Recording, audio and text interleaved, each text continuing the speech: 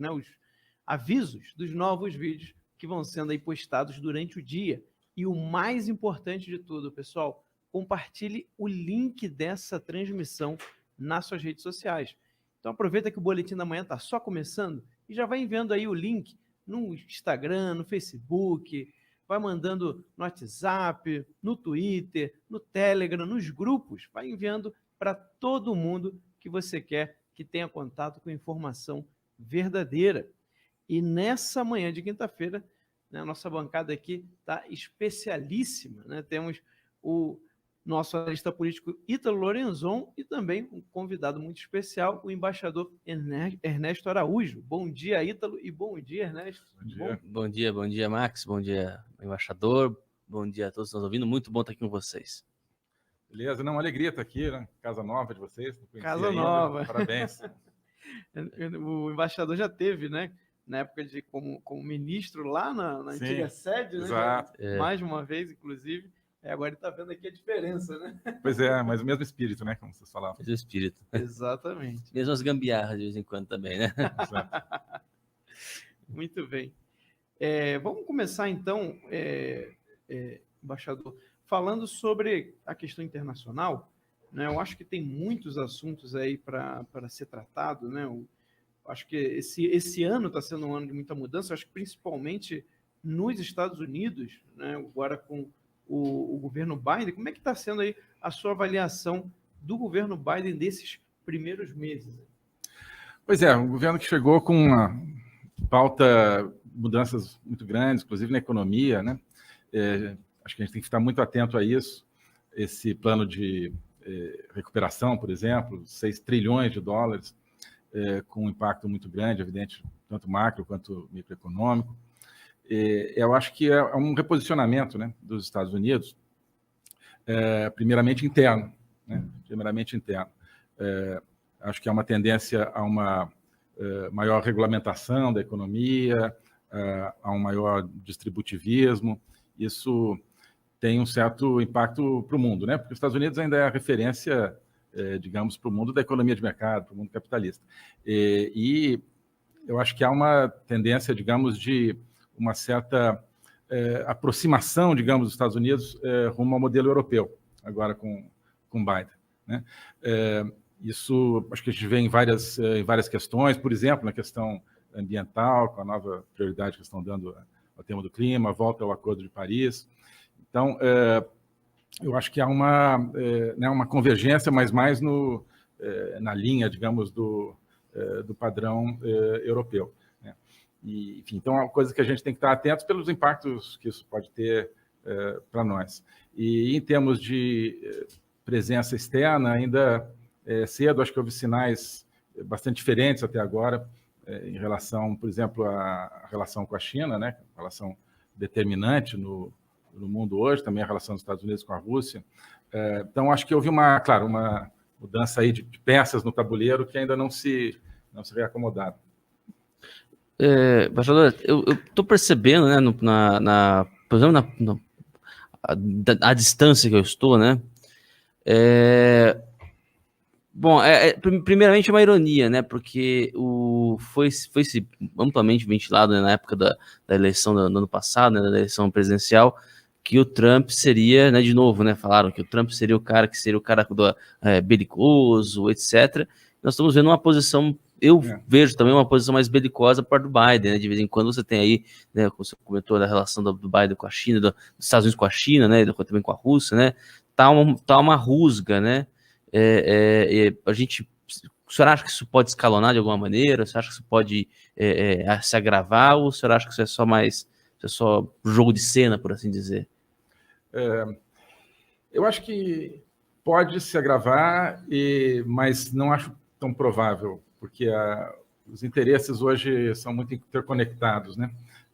Então, uma ruptura, digamos, né? Qualquer enfrentamento que signifique uma ruptura dos fluxos econômicos, fluxos comerciais, é algo que tem tanto interesse contra, né, afetaria tantos interesses, que acho que dentro dos próprios Estados Unidos haveria uma pressão, talvez, contra isso. Né? Agora, é curioso, falou, digamos, a diferença de percepção, né, entre administração Trump e Biden, e que acho que algo que já vem há muito tempo entre administrações republicanas e democratas nos Estados Unidos. O que acontece? Quando é um republicano que se retrai, digamos, ele é um isolacionista, né? Quando é um republicano que tenta, né, intervir, claro, aí é um intervencionista, um imperialista, né? Esses termos nunca são aplicados aos democratas, né? Então é aquele negócio da narrativa, usando, né, os rótulos, né? Esses rótulos são... então, um presidente democrata, quando ele não intervém, ele é um pacifista, ele é alguém que está preocupado com, né, reconstruir a nação, uma coisa assim.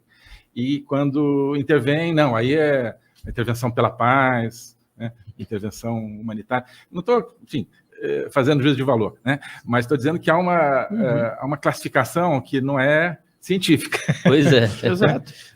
Eu acho bastante curioso, né, sem entrar no mérito da questão, mas, por exemplo, essa questão sobre o surgimento do vírus chinês, né?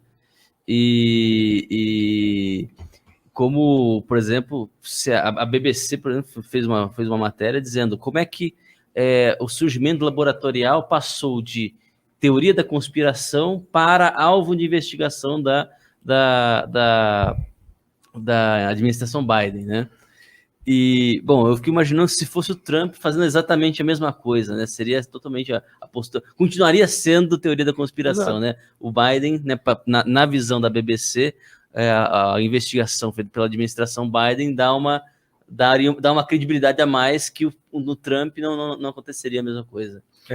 O Mike Pompeo, né, secretário de Estado da época do Trump, ele comentava sobre isso desde o começo. Já comentava sobre isso. Desde o começo. Então, como é que não era simplesmente uma teoria da conspiração? Você tinha um secretário de Estado americano, né, falando sobre essa possibilidade, inclusive mostrando que ele tinha ali contato com evidências, né, com indícios de que era uma possibilidade real. Sim.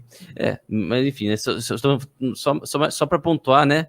É a questão da posição da mídia, né? Em relação a isso, exato, né? exato. Não, é uma coisa completamente tendenciosa. Agora, uma coisa que eu acho interessante para a gente fazer essa comparação, né, da administração Trump com Biden, é que falaram muito mal do Trump na época da questão do muro, né? Aquele muro ali do Texas. E aí começou a administração Biden, aquela abertura, né? Uma abertura meio informal, eu diria, né? E aí começou uma enxurrada de imigrantes. Alguns analistas dizem que foi a maior crise migratória da história dos Estados Unidos, pela quantidade de pessoas que estavam ali tentando atravessar a fronteira, e algumas que passaram, outras que ficaram ali presas. E aí isso obrigou o Biden a voltar à construção do muro de uma parte ali do Texas. E aí ninguém falou nada, né? Pois é. Não, isso aí também, independentemente do mérito ou não das políticas, mas acho que isso mostra muito algo que a gente está vivendo no mundo todo, que é a questão da politização da verdade, né? As coisas não existem mais em si mesmas, elas existem pelo sinal político que você atribui a elas. Isso é muito perigoso, né? Isso é o fim da toda a racionalidade, né? O iluminismo, que se fala muito, né? A racionalidade, ele nasce justamente, olha, vamos desvincular a ciência, né, do dogma. Vamos para os fatos, o que o fato está dizendo. E, no fundo, a gente está voltando, de outra maneira, né, a uma tendência de dogmatização de tudo, né? O valor das coisas depende não do valor que elas têm, mas depende de quem faz, né? Depende de qual é o interesse político que aquela ação está servindo, depende de qual é a corrente política que aquela ação está beneficiando. Isso é extremamente perigoso, né? Extremamente perigoso para o futuro do mundo, para o futuro da tecnologia, da democracia. Então, isso, voltando a falar de presidentes democratas, republicanos do passado, o Ronald Reagan, ele, no fundo, acho que já intuiu muitas coisas, né? E uma delas foi essa, porque acho que começou talvez ali, no fim da presidência dele, essa mudança, digamos, de paradigma, né? Porque ele teve muito sucesso econômico, né? E claro, na vertente de segurança, defesa, mas no discurso de encerramento, né, discurso de despedida do Reagan, que os presidentes americanos realmente fazem, ele fala, olha, não esqueçam a guerra cultural, porque não adianta tudo que a gente fez, não adianta se, no caso, né, o campo conservador perder a guerra cultural. E justamente a guerra cultural, o que é? Essa questão do controle da verdade. Então, eu acho que a gente está vivendo esse processo que começou ali. Perfeito. Eu acho que se aquele sociólogo polonês, o Zygmunt Bauman, tivesse vivo, ele escreveu o livro Verdade Líquida. Isso. Hoje em dia. Exato. Né? A impressão que dá é que a verdade escapa pelos dedos, né? Assim, as pessoas recebem tanta informação, né? Que você forma, né, o que eu chamo de tudólogo, né? São especialistas em tudo na internet. Então o cara não tem profundidade em nada, né? Ele sabe muito de pouco, sabe pouco de muitas coisas, né? Ele sabe um pouquinho de virologia, ele sabe um pouquinho de infectologia, ele sabe um pouquinho de política externa, ele sabe um pouquinho de Israel e Palestina. É sempre o cara que sabe um pouquinho. Né? Aí, bom, isso aí é terreno fértil para aquele efeito, o Dunning-Kruger, né? Aquele efeito que você tem a percepção, como você sabe um pouco sobre a coisa, você tem a percepção de que você sabe muito. Exato. Isso, né? Isso. É a questão da fragmentação, né? Uhum. Fragmenta a realidade, então, né? Isso, você vê um determinado fenômeno aqui, um fenômeno ali, e não vê a relação entre esses fenômenos, que às vezes é contraditória, né? Sim. Mas também na nossa cultura hoje existe uma rejeição da contradição. Né? As pessoas não querem só um lado, né? Só um lado da questão. Se aquilo causa problemas em outra dimensão, é outra questão, não é? Como se não fosse parte da mesma realidade. Isso acho que tem a ver com o que eu estava lendo. É interessante a diferença entre conhecimento e significado. Né? O que acontece? Você recebe um determinado dado da realidade, você, normalmente, o que seria racional? Você conhecer, independentemente do valor. Mas hoje, a tendência é que as pessoas já pulam para o significado, ou seja, para uma valoração daquilo. Né? Antes de entender, já quer dizer se aquilo é bom ou ruim. Né? Já pessoas que usamos de se posicionar, de se, né? o que é bom, claro, na democracia, mas digamos, pular uma etapa importante, que é a etapa do conhecimento. Né? Primeiro analisar friamente uma questão e depois ver qual é o significado daquilo, né? Moral, político e tal. Mas o que acontece hoje? Já se pula essa etapa do conhecimento. Né? Já parte direto para a etapa da valoração, do significado. Isso, de novo, voltando àquilo, é preocupante. Uhum. Só aprofundar um pouquinho essa questão, porque o senhor esteve aqui há uns meses atrás e deu para a gente uma brilhante masterclass sobre o tecnototalitarismo, né? Exato. Sobre esse conceito de tecnototalitarismo. E eu vejo assim que essa fragmentação que a gente está falando aqui, né? Essa condição que hoje em dia é típica do ser humano, né? Que é a de se perder, né? No se emaranhar de informações e não ter aprofundamento de nada, não ter aí não sabe muito sobre nada, sabe pouco sobre tudo, né? Eu vejo que, bom, isso em parte, isso é uma tendência natural da era da informação, né? Porque você acaba bombardeando. Hoje em dia a gente tem muito mais informação disponível do que nossos avós, né? Nossos avós tinham um jornal no dia, né? Isso. Talvez, né? Um jornal, talvez o rádio ali ele pudesse ouvir alguma coisa também, né? As notícias demoravam para chegar, né? Eu lembro que minha bisavó comentou, ela tinha, quando o Titanic afundou, ela tinha 12 anos, né? E ela morreu com 102 anos, então eu convivi com ela. Eu lembro ela comentando que demorou 2 semanas para eles ficarem sabendo do naufrágio do Titanic, né? Para a notícia chegar até o interior de São Paulo foi, né? Foram 2 semanas, né? Não foi uma coisa muito, muito fácil. Então, isso, por um lado, isso é uma tendência, né? Impessoal, por assim dizer, uma tendência orgânica da era da informação, mas, por outro lado, isso pode ser tecnificado, né? Isso pode ser aproveitado, né? Queria que você comentasse um pouquinho, né? Resgatasse essa questão do tecnototalitarismo, porque justamente o tecnototalitarismo tem essa dimensão de tecnificar esse tipo de situação, esse tipo de fragmentação, né, da informação.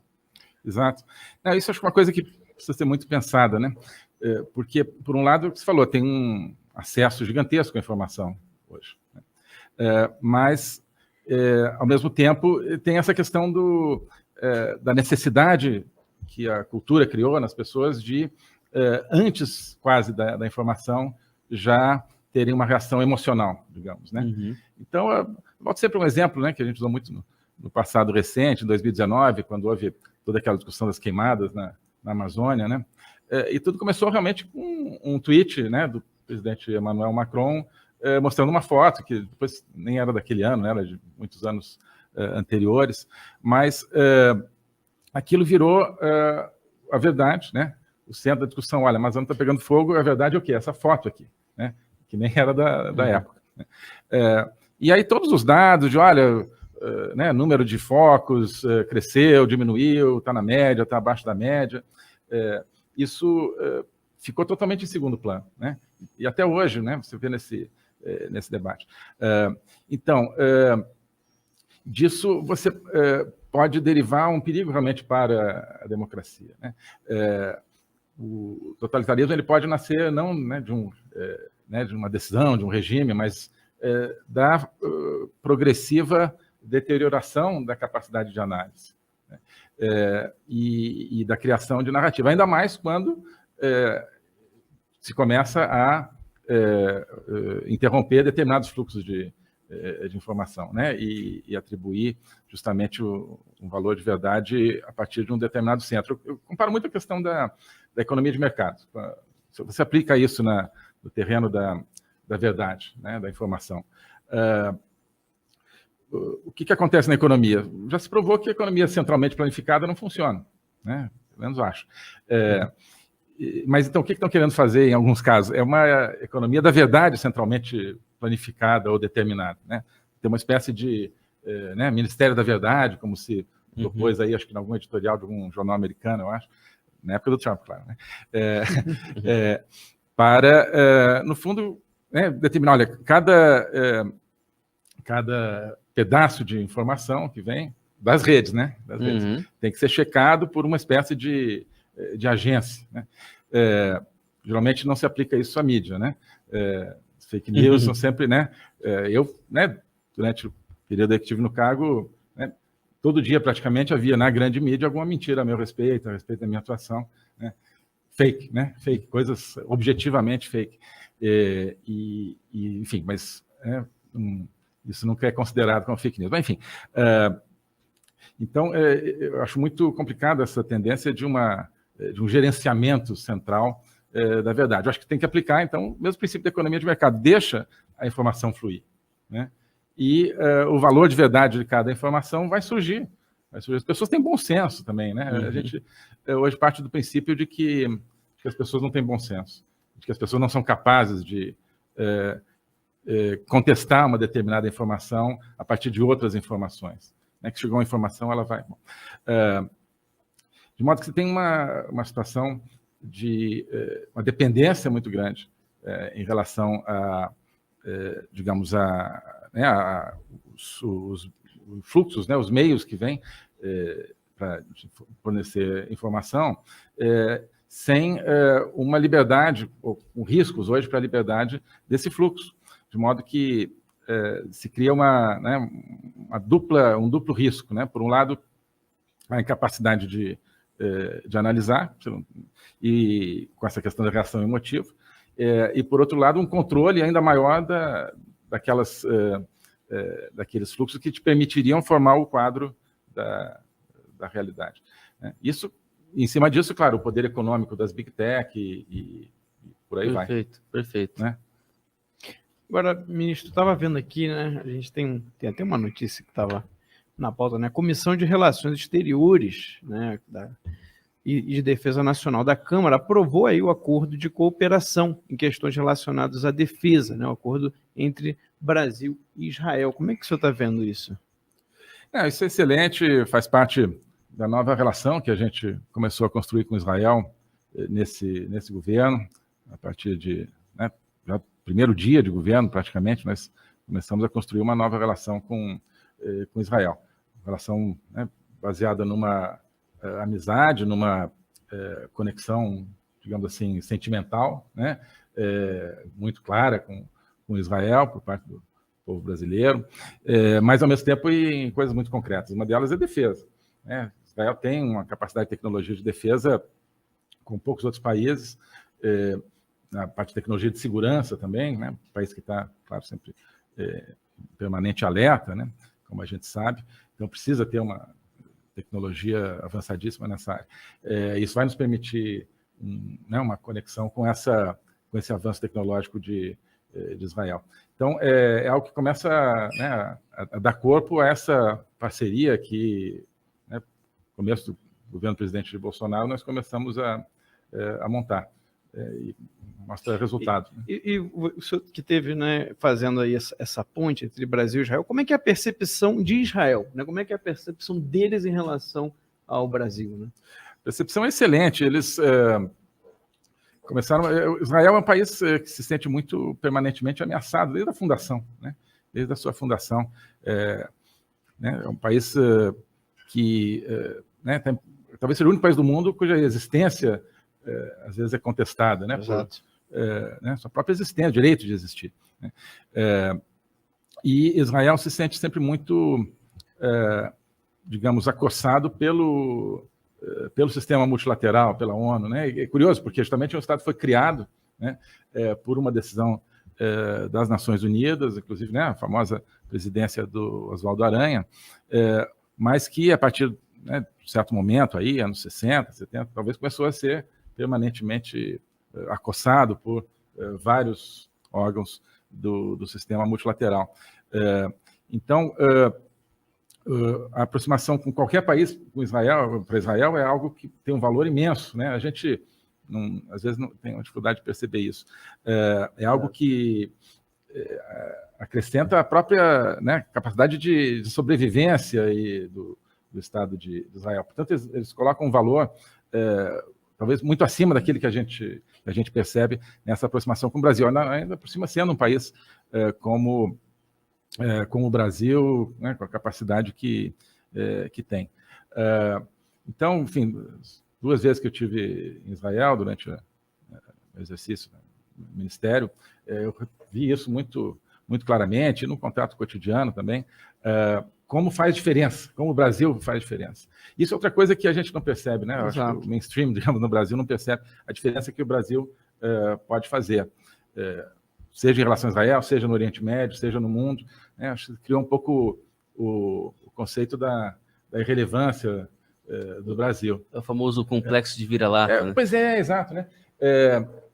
Isso, eu vi como isso vi né, diretamente, sabia, eu acho que intuía isso, mas a gente vê diretamente isso nessa nova relação com Israel e nessa nova presença nossa no Oriente Médio, né? Como isso é valorizado, e também a nossa aproximação com os países árabes, sobretudo com os países do Golfo, e que também se aproximaram de Israel. Isso vinha num processo muito positivo de construção da paz, com uma contribuição, acho, importante do Brasil. Né? Eu sempre rejeitei muito a ideia do não é conosco, né? Nada é conosco. Não, acho que um país como o Brasil tem uma responsabilidade no mundo, e a gente procurou exercer isso. Né? Então, é interessante esse ponto, porque é o olhar do outro, né? A gente é o olhar da outra parte. E, ao mesmo tempo, olhar, por exemplo, países árabes, né? Também melhorou em relação ao Brasil. Isso aqui é interessante de se falar. Sobretudo na viagem que a gente fez com o presidente, a Arábia Saudita, Emirados Árabes e Catar. Né?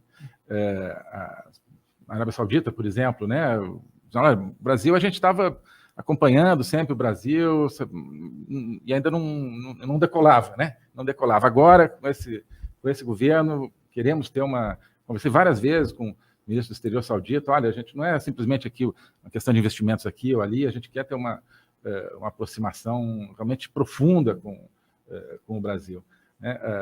Essa coisa do olhar, né? Viram que o Brasil mudou, viram que o Brasil é um país que se posiciona, né? Viram que o Brasil é um país que, né, não tem medo de defender seus valores, não tem medo de falar de terrorismo, por exemplo, né? De trabalhar contra o terrorismo, não só falar, né?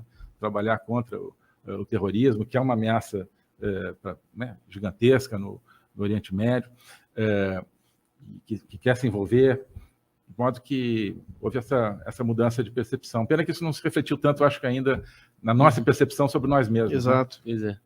A gente vê, na linha do que o senhor está falando, sobre a aproximação tanto com Israel quanto com os países árabes, né, os países ali da Península Arábica, a gente vê uma aproximação, inclusive, deles com o próprio Israel, né, a Arábia Saudita se colocando ali, né, o novo príncipe herdeiro, né, sendo bastante me parece, pelo menos, né, um sujeito bastante aberto aí ao diálogo com Israel, né? Vários países estão percebendo que não compensa, né? Eu fico muito feliz de saber que o Brasil participou, né?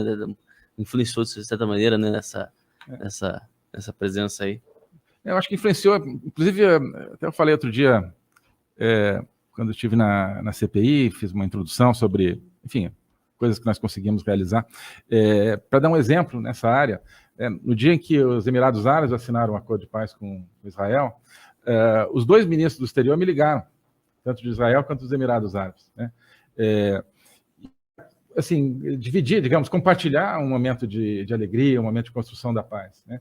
Eu acho que não ligaram para todos os países do mundo, acho que ligaram, né, para países que eles sentiam que faziam parte daquilo, embora a gente não interveio, foi uma coisa basicamente intermediada pelos Estados Unidos, mas o Brasil ajudou muito nesse clima, né, a criar um clima, uma atmosfera conducente à paz. Eu achei muito simbólico esse gesto naquele momento. Sabe? Olha só que legal.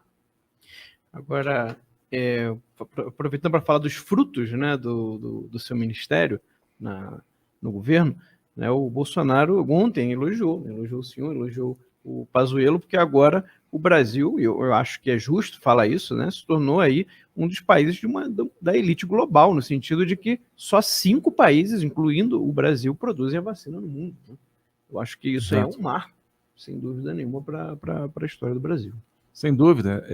Acho que isso mostra que a estratégia de vacinação, a estratégia de construção da capacidade brasileira de vacinação, construída lá atrás, basicamente pelo ministro Pazuello, tive a felicidade de poder ajudar sempre, foi muito bem pensada e está sendo muito bem estruturada. Né? Compara o Brasil, né, com os países mais populosos do mundo, a gente está acho que em 3º lugar entre os mais populosos, mesmo em termos de proporção, né, da população, e em 4º lugar do mundo em termos absolutos. Né, tem que ver os desafios que existem. E isso realmente é uma coisa única do Brasil, se capacitar para produzir vacina. Isso, infelizmente, não é valorizado por muitas correntes. Né? Então, não só a aquisição, né, onde nós conseguimos, né, até hoje, basicamente com a aquisição, seja da vacina, seja do insumo, chegar nesse patamar de 4º do mundo, e agora com a capacidade própria de produção. Quando nós estivemos em Israel, por exemplo, agora em março, né, na visita, que não era só para ver os medicamentos, era também para estabelecer uma parceria de médio e longo prazo, isso certamente vai ter uma mudança, produzir uma mudança em termos da capacidade brasileira nessa área, digamos, esperamos que não tenha, né, próximas pandemias, enfim, mas próximos desafios de saúde, de modo que isso tudo faz parte de uma estratégia, de uma capacitação sólida, né? Mas aí a gente volta, né, a questão, falamos no começo, em relação aos Estados Unidos, o Brasil também, claro, né, depende de quem faz, né, as coisas não têm valor em si mesmas, né, infelizmente, pelo menos para o mainstream, né? Tem valor dependendo de quem faz, né? Para certas pessoas. Então, isso deveria estar sendo comemorado, né, pelo Brasil inteiro, essa capacitação, e, no entanto, isso não está. Não está acontecendo, né? É sempre o copo metade vazio, não, o copo mais do que metade cheio, né? O copo está se enchendo. Claro, os desafios que existem, mas os desafios são do mundo todo. Isso é outra coisa, parece que só o Brasil tem os desafios diante da Covid. A gente sabe que não é isso. Né? Então, claro, você tem um país com 1 milhão de habitantes, é uma coisa você vacinar metade da população. São 500 mil doses. Né? O Brasil, para ter uma dose, seriam mais de 100 milhões de doses. Então, o absoluto conta muito, porque né, o mundo não está assim, né? A gente sabe. A vacina é produzida unitariamente. Exatamente, né? Não tem. Onde é que você encontra 100 milhões de doses de vacina, né? Como nós estamos distribuindo? Não é em qualquer lugar. Isso é resultado de um trabalho, né? Exato. Resultado de um trabalho. Exato. E é importante frisar a importância estratégica dessa capacidade que a gente conseguiu adquirir, porque agora nós não estamos mais na mão de ninguém para, né? É óbvio, né? Até essa capacidade tem que ser desenvolvida, tem que ser, né, avançada, né? Nós não vamos parar a importação do IFA, né? De uma hora para outra, né? Isso aí vai continuar. Mas o fato é que agora não tem né? O que, infelizmente, a gente viu aí mundo afora, né? De poderes aí fazendo aí uso da vacina aí de maneira, vamos colocar no eufemismo, questionável, né? Assim, uma pressão política, né? Nesse sentido aí, usando a vacina. Isso aí o Brasil já está mais blindado, né? Coisa que os países estão ainda à mercê, né? Passamos aí, né? E fora, né? Não só, não digo nem só da malícia, né? Fala da capacidade produtiva mesmo, né? Às vezes a vacina que a gente comprou atrasou porque o país está com dificuldade de produção mesmo, né? O país está vendo tá com algum tipo de dificuldade, né? Nós termos a nossa própria produção também nos blinda em relação a esse tipo de coisa, né? Então, a abertura, no caso, a abertura econômica do Brasil plena já está um pouco mais perto, né, nesse sentido. Eu vejo assim, pelo menos. Espero que sim. Com certeza, há uma perspectiva aí, né? Ou pelo menos a desculpa para o fechamento está perto do fim. Exato. Vamos colocar de outra maneira, né? Agora, queria chamar de Vinícius, desculpa, embaixador Ernesto Araújo.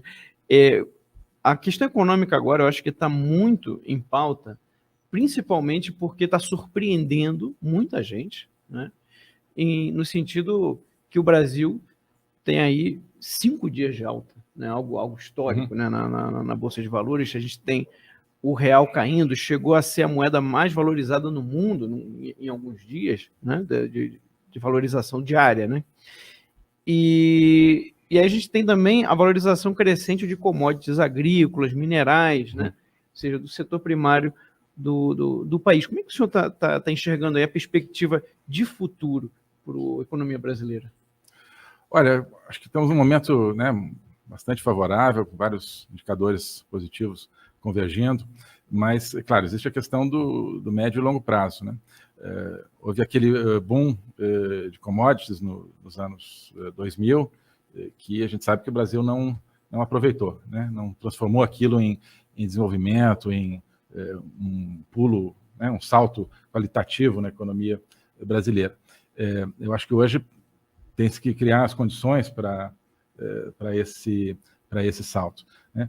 E, nesse sentido, uma das coisas que eu trabalhei muito, enfim, que a gente trabalhou muito no Ministério quando eu estava lá, foi a criação de acordos comerciais com grandes economias, né? Com grandes economias que sejam também centros tecnológicos e centros de investimento, né? Centros emissores de investimento, para que, digamos, a prosperidade que as commodities geram também se transforme numa recapacitação brasileira na área industrial, sobretudo.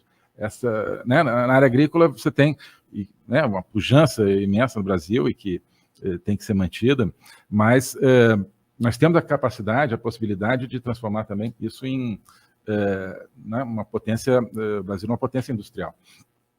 Para isso, hoje você depende de ter grandes acordos com grandes economias, com os Estados Unidos, com a União Europeia, com o Japão, com o Reino Unido, né? Tentamos trabalhar em todas essas frentes, de diferentes maneiras, para entrar nas cadeias globais de produção, nas cadeias globais de suprimento, né? Nos anos 2000, o Brasil falou, não, tem commodities, agricultura e tal, não precisamos, né? Não precisamos entrar nas cadeias globais, então recusamos o acordo ALCA, né? A Área de Livre Comércio das Américas, teria transformado, acho que em grande parte, a economia brasileira, para melhor, claro. O Brasil não foi capaz de, né, terminar a negociação com a União Europeia durante décadas, um pouco porque havia esse conforto, né? Estamos numa zona de conforto aqui do boom das commodities. Depois passou o boom, né, e não tinha sido feito nada. Então a gente tem que evitar de novo esse cenário. Uma das coisas, não a única, claro, precisa, né, solidez fiscal, etc. Mas na vertente internacional é preciso essa conexão muito mais profunda com as grandes economias, né? Não tanto em questão de mercado, de obter mercado, porque o mercado, né, sobretudo para as nossas commodities agrícolas, está aí, enfim, podemos expandir, mas, sobretudo, para os investimentos, atrair os investimentos de alta tecnologia, os investimentos de ponta, né, para que o Brasil vire uma potência, a gente pode virar uma potência industrial. Para isso, é preciso essa estratégia, né? Então, a gente fala isso, quer dizer, tem problema nenhum com a nossa potência agrícola, óbvio, né? Mas você vê uma economia brasileira excessivamente dependente do agronegócio, né? E o agronegócio, por sua vez, excessivamente dependente de muito poucos parceiros, isso é problemático, de um parceiro, né? Isso é muito problemático, né? Quando você só tem um comprador, esse comprador começa a ditar o preço, começa a ditar as condições de produção, né? Isso independentemente de ser China, Estados Unidos ou qualquer outro, né? É uma questão de estratégia comercial. Eu, quando entrei no Itamaraty, no começo dos anos 90, havia muito essa preocupação do Brasil manter um equilíbrio entre seus parceiros comerciais, né? Não começar a depender demais de apenas um. Em parte, isso foi o motivo pelo qual não se quis entrar na ALCA, pessoas tinham medo de depender demais dos Estados Unidos, né, naquela época. Mas acho que foi uma visão equivocada naquele momento, não foi só por isso também, havia uma visão, sobretudo ideológica, contra essa aproximação com os Estados Unidos, enfim. Mas eu acho que a preocupação com o equilíbrio é válida, né, de não depender demais apenas de um setor e não depender demais apenas de um único comprador, ou de muito poucos compradores. Perfeitamente. Eu lembro dessa discussão, você citou da ALCA, né? Eu estava no ensino médio e eu lembro claramente, né, os professores falando, né, que se a ALCA fosse aprovada, ia acabar com a indústria nacional. É o contrário. Porque eu achava isso também, porque é o que a gente ouvia. Não, mas isso é interessante, porque havia esse pensamento, e na época justamente era um pensamento que não tinha muita contestação, era um pensamento único, né? Não era único, mas era muito predominante, do nacionalismo econômico, e de que o Brasil poderia se desenvolver industrialmente pela sua própria capacidade, né? Com poupança doméstica, havia esse dogma da poupança doméstica. Eu vi isso, né, no Itamaraty daquela época, quase uma aversão ao investimento estrangeiro, né? Havia essa doutrina, né, o investimento estrangeiro ele cria dependência, né, nós temos que crescer de maneira independente. Enquanto isso, estavam, por exemplo, os países asiáticos, né, do Sudeste Asiático, crescendo loucamente. Eu estava pensando nisso exatamente agora, né? Assim, alguém esqueceu de avisar os chineses disso, né? A própria China, não, e todo o Sudeste Asiático, ASEAN, né? Então, claro, a China é um caso à parte, mas pega a ASEAN, como é que você pode comparar com o Brasil, com o Mercosul, em muitos casos, né? Onde eles estavam em 1990, né, quando começa esse processo de globalização, e onde o Brasil estava, né? E o que aconteceu? Enfim, estavam mais ou menos no mesmo ponto de largada, né? Hoje estão muito à frente em termos de conexão na economia internacional, isso com ganhos, né, de nível de vida, né, sociais, etc. E nós estagnamos. Não, a gente tem, grosso modo, né? Não, tem a agricultura brasileira está aqui, é competitiva, o investimento estrangeiro é para nos dominar, então vamos ficar aqui vendendo commodities e a nossa indústria vai prosperar só. Não existe isso, né? Enquanto isso, né, as multinacionais estavam montando sua estratégia de produção global, investindo no México, na China, né, em toda parte. E o Brasil, não. A gente, né, por quê? Porque não quisemos os acordos regulatórios, sobretudo, que permitiriam isso. A própria China enriqueceu muito dessa forma. Não, evidente, né? Não, claro, você olha, né, a globalização, enfim, o grande beneficiário foi a China, evidentemente, né, um país que explodiu em termos de crescimento, em termos de poder econômico, né? Isso é interessante, porque você olha, né, lá no começo da globalização, né, acabou o Império Soviético e tal, agora os Estados Unidos vão mandar no mundo, né? Né, aí você olha 30 anos depois, não é bem assim. Exato. Não é bem assim. Por quê? Porque, não sei, né, vários motivos, mas o certo é que, né, alguns países fizeram a aposta certa, jogaram bem, outros não, né? Agora, sobre uma questão recente, que eu acho que traz a pauta para um debate, essa questão assim de... uma crítica pessoal minha, né, que no terceiro livro a gente comenta muito sobre isso, que às vezes as pessoas têm aquela ideia de um liberalismo meio cego, sabe? Assim, sim. Tem que ser a qualquer custo. Por exemplo, PL 399, acho que é a mais gritante agora nesse ponto, ou seja, uma tentativa de liberalização da maconha no Brasil. E aí muita gente usa o argumento econômico, né, para querer justificar isso. Mas a economia ela não pode estar separada da vida humana, ou seja, não é qualquer produto, né, que você vai colocar assim à venda e não considerar quais são as consequências que aquilo ali vai ter numa sociedade. Né? Exato.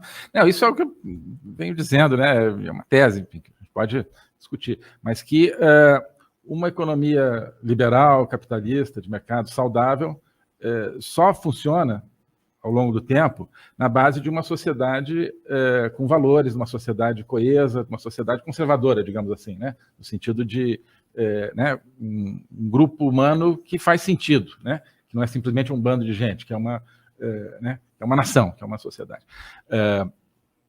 E isso, quer dizer, acho que justamente a globalização foi uma aposta contra isso, né? Basta você ter uma economia liberal. E não é, né? Hoje você vê contradições no mundo que mostram que não é assim. Mas no Brasil, acho que isso é muito claro, né? Por que a gente não conseguiu, no passado, fazer reformas liberais? Por que agora, de alguma maneira, está conseguindo? Porque existe uma base conservadora, né, na sociedade que se identifica também com essas reformas, né? Então, eu acho que isso é a chave, talvez, para as mudanças que a gente pode fazer no Brasil. As mesmas pessoas que defendem a família, que defendem né, os valores tradicionais, são pessoas também que defendem a privatização, que defendem as reformas liberais, né? Mas, muitas vezes, o pensamento liberal, infelizmente, eu acho que despreza essa base, né? Então, eu venho desde o começo, desde janeiro de 2019, falando da importância da aliança liberal conservadora, né? Que isso é que pode mudar o Brasil, e que acho que vinha mudando, né? Das pessoas se mobilizarem, que foi esse movimento conservador brasileiro que se mobilizou pela reforma da Previdência, por exemplo, né? E que criou as bases para outras reformas que estão aí sendo discutidas, né? Eu acho que o liberalismo, ele ao longo das últimas décadas, ele começou a dar as costas ao conservadorismo, que no fundo as raízes são a mesma, né? A raiz da liberdade individual, do valor do indivíduo, né? Da capacidade da criatividade humana, né? Enfim, começou a dar as costas, né? E achar que basta né, o funcionamento. Aí a gente volta do Reagan, né? Uhum. Que percebeu isso, né? Fez, né, uma gigantesca mudança na economia brasileira, americana, né, que estava indo para uma economia decadente, hiperinflação, né, quando a gente olha os anos 70, Reagan revolucionou isso com duas coisas, né? Uma economia liberal, Reaganomics, mas também com o lado conservador, né? Mas aí ganharam a Guerra Fria, né, grosso modo também, o pessoal jogou fora essa parte conservadora, né? Não, isso aqui foi por acaso, isso aqui é um bando de gente aí que fica defendendo o armamento e tal. Não, né? Isso é a raiz isso é que é a seiva, digamos, do liberalismo. É o sentimento conservador na sociedade. Isso aí você percebe, embaixador, já em Tocqueville, né? Quando ele fala da democracia na América, né? Exato. É textual isso, né? Eu não vou citar de cabeça que eu não vou lembrar, mas ele diz que a democracia americana ela só subsiste por conta dos valores, porque muito da democracia, a democracia ela depende de uma série de regras que não podem ser escritas. A partir do momento que elas forem escritas, elas passam a ser uma vez que elas são positivadas, elas estão sob arbítrio de um juiz, portanto sob arbítrio de um burocrata, e, portanto, já é a antítese da democracia. Exato.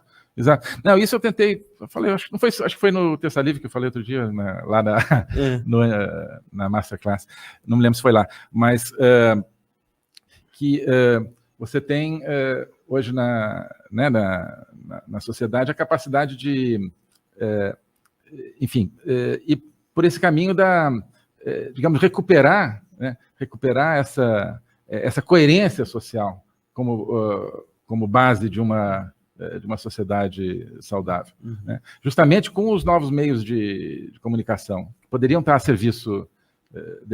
serviço disso, né? E não a serviço do controle de informação, não a serviço de uma criação de uma... Né? E, enfim, Perfeito. Eu tenho um exemplo que uma vez eu vi um professor meu da faculdade, ele era meio tucano, mas era uma boa pessoa, né? Eu sei. E ele era um cara um pouco mais liberal, né? E ele dava exemplo, assim, nessa linha, né, do que a gente está discutindo aqui, ele dava exemplo, né? Imagine, não existe nenhuma sociedade civilizada onde os indivíduos não respeitem, por exemplo, a regra da fila, né? Quem chega primeiro, né, tem a preferência, né? A fila vai se ordenando, existe aí talvez uma preferência em relação a pessoas de certo perfil, né? Mas, né, existe ali a regra da fila. No entanto, você colocar aquilo por um peso de lei, né, é a morte da civilização, né? Porque você imagina, você ter um burocrata para, né, averiguar se a fila está sendo feita de maneira ordenada em todos os lugares, né?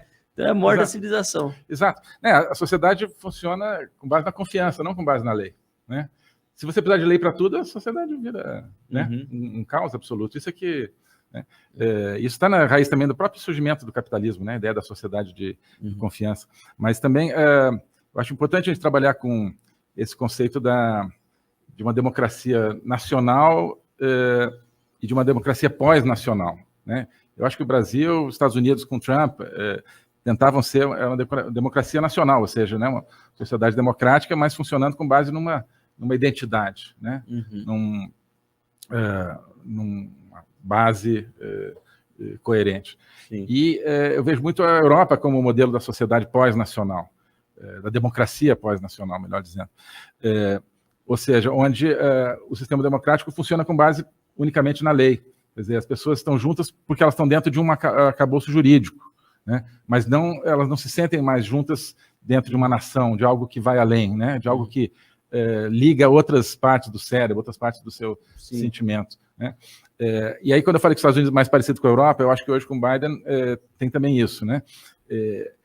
Há infelizmente, a meu ver, uma tendência de uma fragmentação da sociedade americana, de uma divisão, né? De uma sociedade onde as pessoas começam a se identificar apenas com um determinado grupo, né?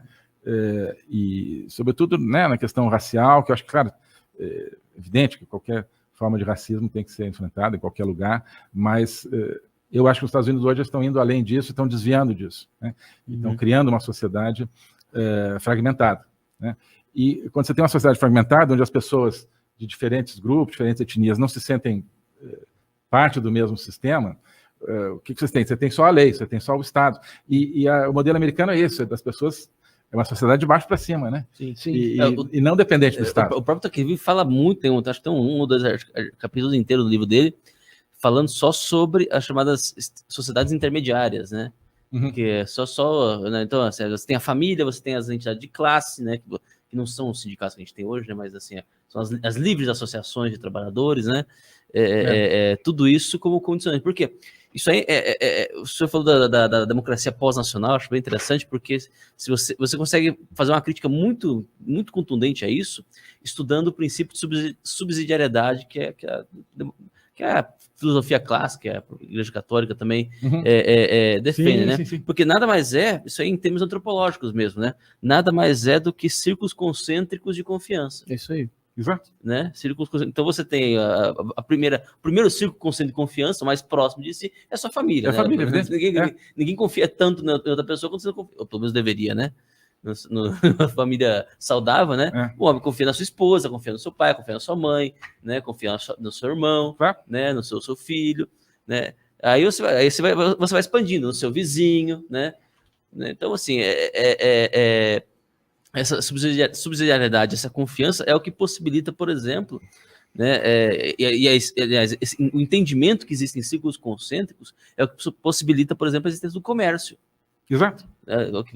Se eu conseguir comercializar, eu não consigo, né, ter uma relação comercial decente com um sujeito que eu sei que é um sequestrador, traficante, assassino, né? Uma hora esse cara vai se voltar contra mim, né? Não há possibilidade, não há comércio possível, né, entre partes desse tipo. Exato. Eu gosto muito também do conceito da nação como uma família estendida. Né? A família ela é o modelo da nação.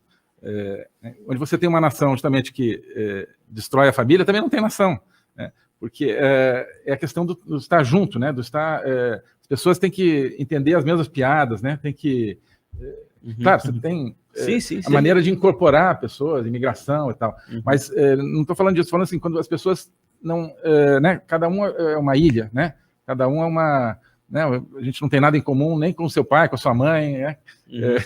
Né? Por uma questão de gênero, por uma questão do que quer que seja. E isso tem um impacto econômico. Esse é que é o ponto. Né? A economia capitalista não pode funcionar dessa maneira numa sociedade fragmentada, no longo prazo. Eu só vou ampliar um pouquinho mais a discussão. Tá divergindo. Fica à vontade. Tá longe da... O pessoal está gostando aqui. Pois é, que legal. Você falou da incorporação, do mecanismo de incorporação dos migrantes. Bom, você consegue fazer isso com um mínimo denominador comum, né? Você consegue fazer isso. Por exemplo, eu sou família italiana, né? Família, né? E... Só uma nota de rodapé. O Ítalo tem, um orgulho dessa ascendência italiana. Eu tenho, pô. Que dá gosto de ver, dá gosto de ver, um elogio. Pois é.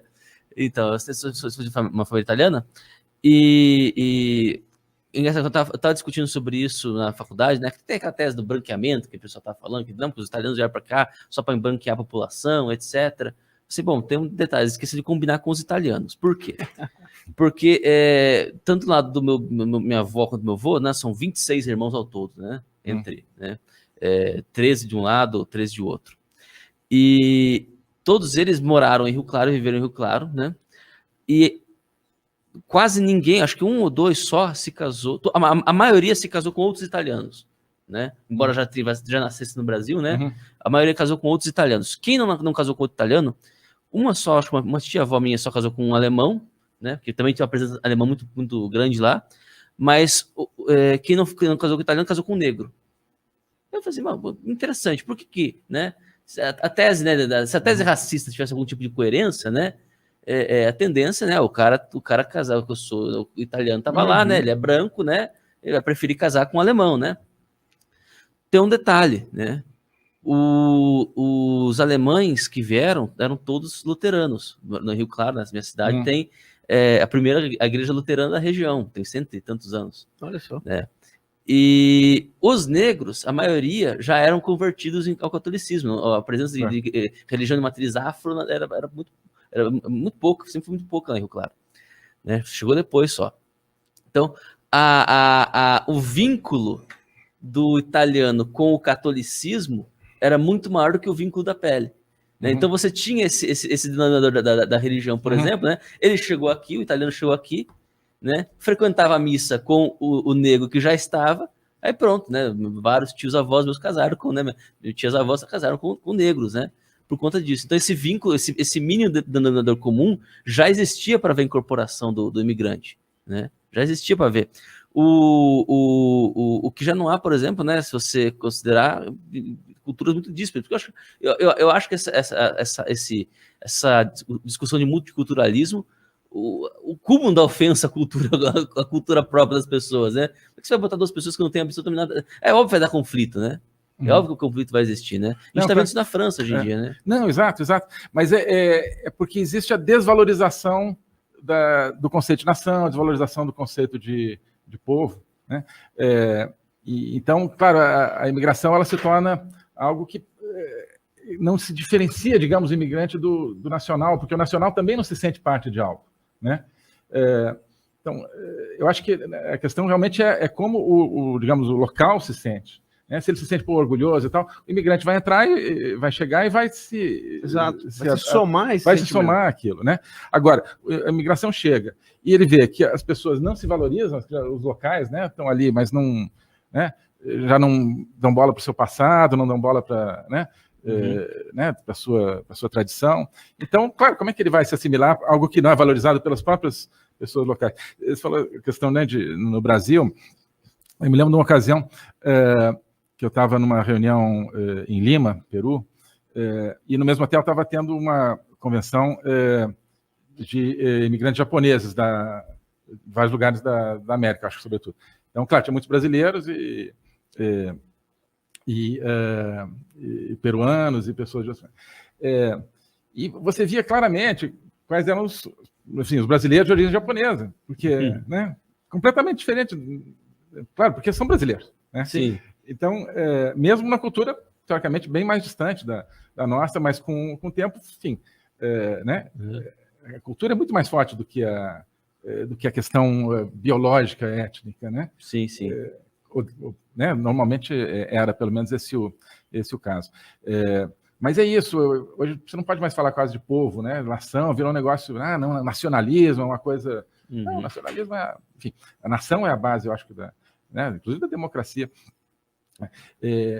E uma questão também acho que é interessante se pensar em conceito de povo, não simplesmente no momento presente, né? Como um grupo de pessoas, mas também no tempo, né?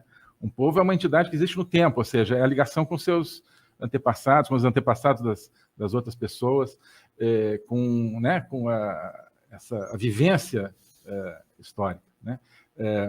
E quando você não concebe mais um grupo de pessoas como povo, justamente é o que acontece, eu acho que nessas democracias pós-nacionais, as pessoas veem seus antepassados como uma coisa estranha, né? Tem vergonha da sua própria história ou não conhecem a sua própria história. E isso não... isso cria tolerância? Não cria tolerância, né? Isso cria indiferença. Tolerância é muito diferente de indiferença. E mesmo tolerância, que eu acho que é um conceito que é meio abusado, né? Porque tolerar é uma coisa assim, você tolera uma coisa que é ruim. Exatamente, eu ia falar isso agora. Ninguém tolera um bom churrasco, né? Então, isso de que... Né, Anderson? Antes já ficou interessado. Isso que a sociedade tem que fazer. Claro, tolerância é o mínimo, né?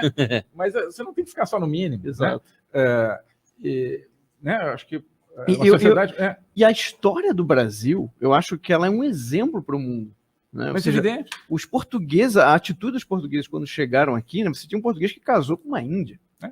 Né? Então, isso é impensável nas 13 colônias, imagina, na América do Norte, né? Você não tinha isso. Então, a história do Brasil é exatamente isso, ou seja, é muito mais do que tolerar, não.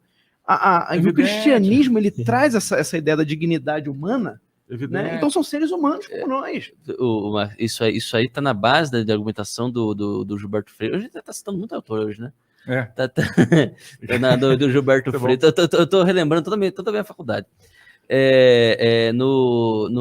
Acho que é o Casagrande Senzala, Senzala mesmo, que ele começa, né, dizendo o seguinte: bom, como é que Portugal em 1500 ele tinha 1 milhão de habitantes. Sim. Você desconta, né, meio milhão mulheres, aí dos 500 mil homens que você tem, você vai ter aí os velhos, você vai ter as crianças, você vai ter os inválidos, você vai ter aqueles que, por força da obrigação, não podem sair de lá. Enfim, você vai fazer navegação aí com 50 mil pessoas. Isso. Na melhor das hipóteses. Como é que você faz um império com a cidade pequena do interior de São Paulo? É isso aí. Como é que você forma um império com essa galera? Aí você fala assim, bom, como é que eles fizeram? Uma coisa que chama de miscibilidade, que é a tendência de se miscigenar. Que é uma coisa que o português sempre teve. Exato. Chegava e casava. Né? Chegava e se misturava, né? Não é nem casar no sentido, né? Mas chegava e se misturava. Pronto. Uma das incorporava o outro com uma facilidade muito grande. E se incorporava também, né? Uma das discussões que, inclusive, havia nessa época, né? E aí os jesuítas tiveram uma grande importância histórica, era, por exemplo, se os índios eram animais. Né? Se questionou isso. E hoje se aprende na escola exatamente o oposto, né? Porque os jesuítas estavam ensinando a catequese para os índios, isso era um absurdo, não sei o que, não sei o que. Não, isso foi o argumento que eles usaram para mostrar que o índio tinha alma. Não, o índio é uma pessoa como nós, tanto é que ele entende o catecismo. Tanto é que ele é capaz de ser evangelizado. Então é impossível, né? Você dizer que ele é um animal. E aí, inclusive, tinha muita gente interessada, obviamente, escravizar os índios, fazer o que quisesse com eles, né? Isso chegou até o Papa, né? E o Papa declarou, por causa dos jesuítas, que fizeram todo um relatório lá falando, né? Porque é óbvio, né? Você imagina, mas como é que já é um absurdo você pensar nisso, mas calma aí, o Papa nunca foi nas Américas, né? Ele nem sabia, ele só sabia do que vinha escrito a ele, né? Só de testemunhos. Então, quer dizer, foi o testemunho dos jesuítas que fez com que eles já considerassem de cara, não, olha, eles são seres humanos, né? Como nós. Né? Então, eu acho que isso é um grande exemplo para o mundo, sabe? A história do Brasil. Sem dúvida. E isso faz lembrar também, uma dessas coisas que eu também aprendi, sei lá, nos anos 90, e depois eu vi que era um absurdo. Que se dizia muito, eu já vi pessoas, sobretudo da linha liberal, falam assim, no Brasil o Estado criou a nação. Eu falei, não, isso é um absurdo. É um absurdo histórico e um absurdo moral, porque não, né, não é verdade, né? É como se, assim, olha, Brasil, essa é a ideia né, da sociedade fragmentada. Assim, o Brasil é um bando de gente, né? Aí, não, precisou um Estado para, né, chegar e, olha, desde a colônia e tal, não, vai ser assim e tal, né, criar uma identidade. Não, há um sentimento brasileiro desde 1500, eu acho que, né, praticamente, né, que nasce essas coisas que você mencionou, depois, claro, com todos os problemas, mas há um sentimento brasileiro. E, ao mesmo tempo, digamos, uma simbiose, digamos, dessa nação com o Estado que existia, com o Estado primeiro colonial, depois monárquico, né? E acho que um dos problemas da República, não sou monarquista não, mas, mas um dos problemas da República, eu acho que enfim, a gente já está digredindo aqui, né? Claro. Enfim, mas eu acho que é isso, é o distanciamento entre o Estado e a sociedade, né?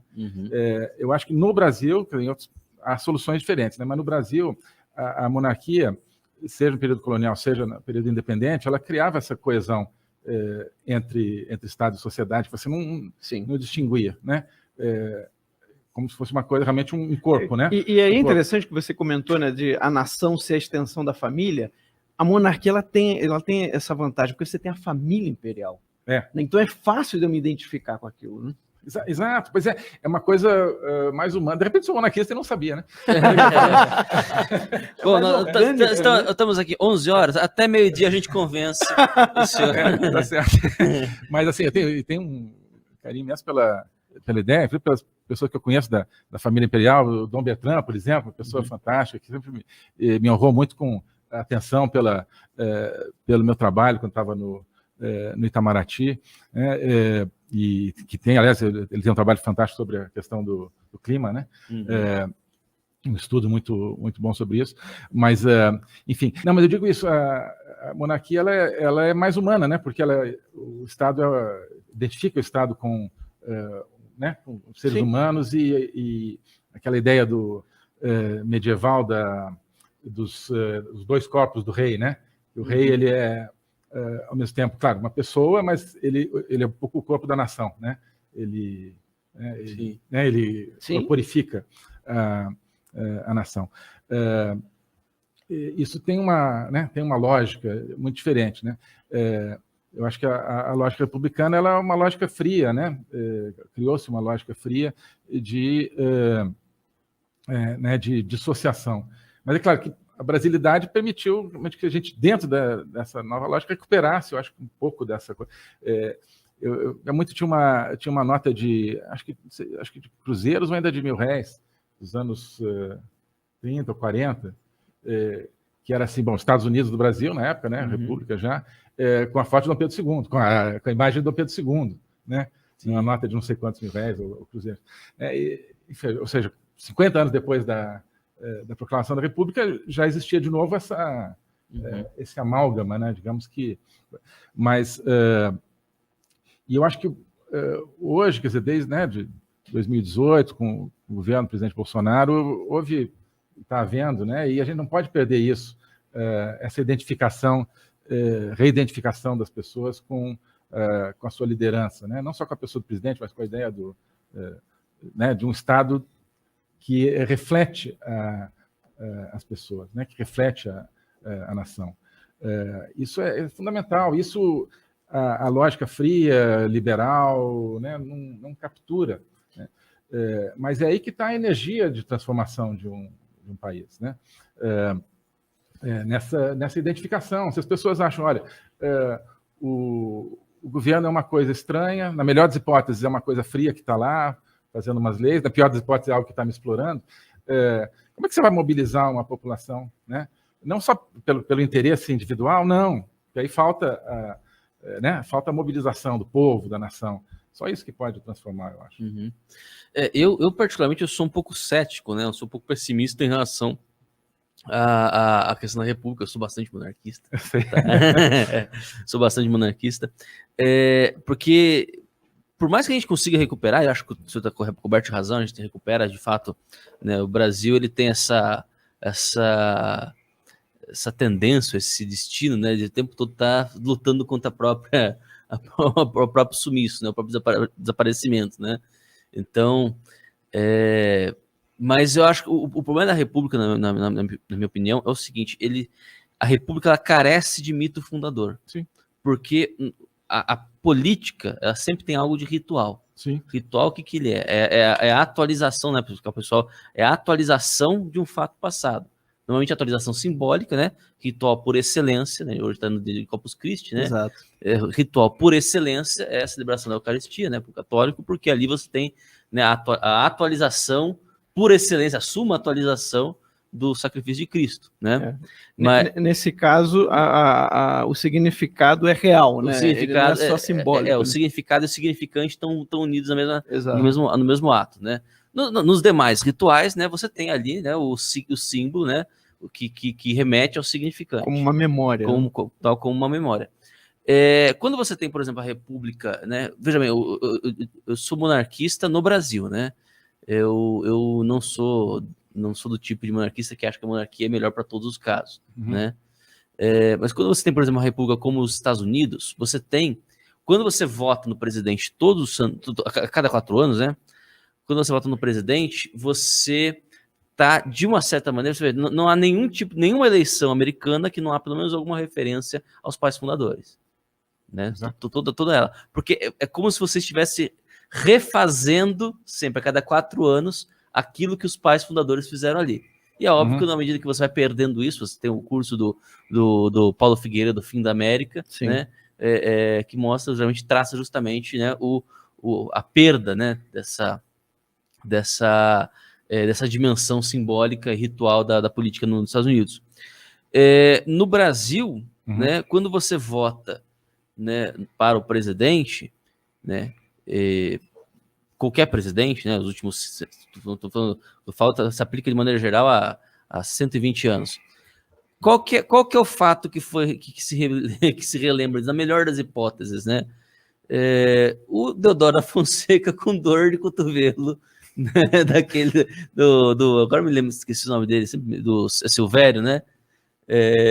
Que roubou a namorada dele na época da infância. Aí falaram para ele que o Dom Pedro II tinha colocado ele como primeiro-ministro, né? Falou assim, não, esse não, vou lá tirar esse cara lá. E proclamou a República com vivo imperador, né? Então, assim, a República já nasceu. Acho que o que tem de mais pitoresco no Brasil já tá lá no mito fundador da República, né? Já tá de certa maneira, né? A gente não tem, né? Então, assim, a gente não tem aquele vínculo, né, com a nossa forma de governo, né? Acho que o Brasil pode ter o vínculo aí, eventualmente, né, o vínculo com, por exemplo, que eu acredito que tenha com o presidente da República, né? Mas por conta da personalidade do presidente da República, né? Não por causa do cargo de presidente da República, né? O fato dele ser o presidente da República, né, não nos enseja nenhum tipo de simpatia, inclusive, né, do brasileiro em geral não tem mesmo, né? O brasileiro costuma ser cínico em relação a esses casos aí. E uma coisa que eu sempre achei interessante, né, como as pessoas chamam o presidente desde a campanha, né, de mito, né? Então, isso é muito interessante, não é banal, né? Sim. Então as pessoas, claro, veem no presidente uma coisa diferente, né? Uma figura diferente. E esse gritar mito, né? É um pouco pedir, né? É um pouco, olha, o que a gente quer um mito, a gente quer essa questão do mito fundador, no caso de um mito refundador, né? Isso, evidentemente, é necessário para criar esse espírito de nação, né? Não é necessário para criar, né? Você não precisa de mito para criar um grupo de pessoas unidas de acordo com o seu interesse material imediato, né? Mas precisa essa dimensão, que o ser humano tem essa dimensão, né, vertical, para você criar uma entidade, né, uma nação. Perfeito. Você falou também da questão do Fim da América, né, do Paulo Figueiredo. Eu me lembrei também nessa questão de formação de povo. Tem algo muito interessante, que, se não me engano, da campanha presidencial americana de 2000, posso estar enganado, mas era algum candidato democrata, acho que era o Al Gore, na campanha de 2000, que dizia, olha, precisamos... ele queria, digamos, valorizar a diversidade da população americana. Então, precisamos lembrar do lema fundacional E Pluribus Unum. E ele traduziu como From One, Many. Ou seja, do um, todos. É o contrário, né? E pluribus unum é de muitos um. Né? De muitos um. Isso é a essência da formação da nação, né? Tá tudo aí. Né? Você, a partir de uma coletividade, independentemente da diversidade étnica ou não, né? Uma unidade que também não destrói aquelas individualidades. Né? Essa é a questão também do conservadorismo, né? Você lidar com as contradições e com as duplicidades das coisas. Né? Você, não, ou é todo aquele povo arregimentado, né? Dos totalitarismos, né? Ou esse povo completamente fragmentado, disperso, né? Cada um por si, de uma visão do liberalismo. Não, né? O conservadorismo é aquele que vê as duas coisas, né? E que vê a possibilidade de coexistência sempre dinâmica dessas duas coisas, né? Do povo como unidade e das pessoas como... Que é interessante na língua inglesa, né? Porque people tanto pode ser o povo quanto as pessoas, né? Pode ser tanto uma palavra plural quanto singular. Enfim, então, eu acho que, né, o Brasil também é um caso de pluribus unum, né? Mas hoje, justamente, quem é contra, digamos, essa visão das nações, né, tem a visão contrária, que uma nação tem que ser uma dispersão, né? Uma dispersão e de que simplesmente um conceito abstrato é aquilo que unifica essas pessoas dentro de um determinado espaço. E isso não produz, que é o problema, tem que ver a realidade, né? Será que isso produz uma sociedade produtiva, feliz? Eu acho que não. Não, com certeza. Agora, interessante, o Ítalo comentou essa questão da singularidade, né, do estilo americano de governo. É interessante porque até o tratamento que eles dão para a família do presidente parece muito um tratamento de família imperial, sabe? De família real. Ou seja, a importância da primeira-dama, dos filhos, eles têm aqueles eventos fixos, né, em que a família do presidente tem que estar ali junta durante todo o ano, né, tanto na posse quanto na entrega. Ou seja, há de fato ali um tratamento muito diferente. Eu me lembro quando era criança que eu via assim, filmes, séries americanas, e sempre me chamava muito a atenção isso, né? Como que os americanos se importam tanto com a família do presidente, né? E tem aquela coisa de acompanhar o que eles estão fazendo, onde é que eles estão, coisa que na República Brasileira, basicamente, não existe esse sentimento, né? E esse outro ponto que o senhor estava comentando agora também, que eu acho que é fundamental, né? De olhar o seguinte, sem um sentimento nacional, né, sem um sentimento de pertença a algo comum, você não tem nação. É isso. Você não tem nação. Né? E aí eu fico me perguntando, para que desagregar, né, um país, por exemplo, como os Estados Unidos? Porque se você pega imigrantes, né, início do século XX, né, primeira metade do século XX principalmente, a ideia do imigrante era logo se sentir americano. Sim. Né? Ele já queria ser considerado americano. Agora não, agora parece que o imigrante quer fazer questão de ser imigrante o tempo inteiro. Eu estou aqui, mas eu sou imigrante. Ou seja, como que você criou vários guetos, né? Vários grupos fechados, né? E aí depende, pode ser imigrante, que a gente está comentando aqui agora, que é o que está em alta, mas também pode ser, por exemplo, negros, né? Ou seja, você pode colocar ali vários tipos de grupos fragmentários. Aí fica aqui uma pergunta, embaixador, e eu fiquei muito, muito livre, né, para comentar. Será que isso também não é algo para se implantar um certo globalismo? Sem dúvida. Sem dúvida. Você estava falando, eu estava lembrando também de um livro que eu li do Dennis Prager, né, comentarista conservador americano, excelente, né? Onde ele diz mais ou menos o seguinte, é um livro de 2010, talvez, por aí. Olha, a esquerda quer destruir a liberdade no mundo. Para destruir a liberdade, primeiro ela precisa destruir os Estados Unidos. Né? Porque os Estados Unidos, do jeito que ele é essencialmente uma potência a favor da liberdade. Né? E até isso foi uma coisa que eu falei quando eu participei do Fórum de Davos, agora em janeiro. Eu falei assim, olha, a gente precisa dos Estados Unidos, já depois da eleição do Biden, mas a gente precisa dos Estados Unidos como superpower of freedom, né? Como a superpotência da liberdade no mundo. Precisa ter uma superpotência intrinsecamente identificada com a liberdade do mundo para a liberdade sobreviver. Oxalá o Brasil pudesse ser essa superpotência. Quem sabe, né? Daqui a pouco. Mas hoje, né, você precisa dessa raiz da liberdade em uma superpotência, em um país, né? E o que a gente vê com angústia acontecendo nos Estados Unidos é essa erosão do apego americano à liberdade, à ideia de liberdade, né? Ou da cultura, né? Acho que as pessoas ainda têm, mas a cultura começa a proibir o conceito de liberdade, substituir por conceito de diversidade, etc., né? Que são justamente conceitos desagregadores. E eu acho que sim, que isso é pensado, né? Isso é pensado por forças que estão aí que querem os Estados Unidos fraco, né? Que querem os Estados Unidos fraco, que querem os Estados Unidos nesse modelo pós-nacional, né? Porque, né, e num modelo, né, de dispersão, de fragmentação, né?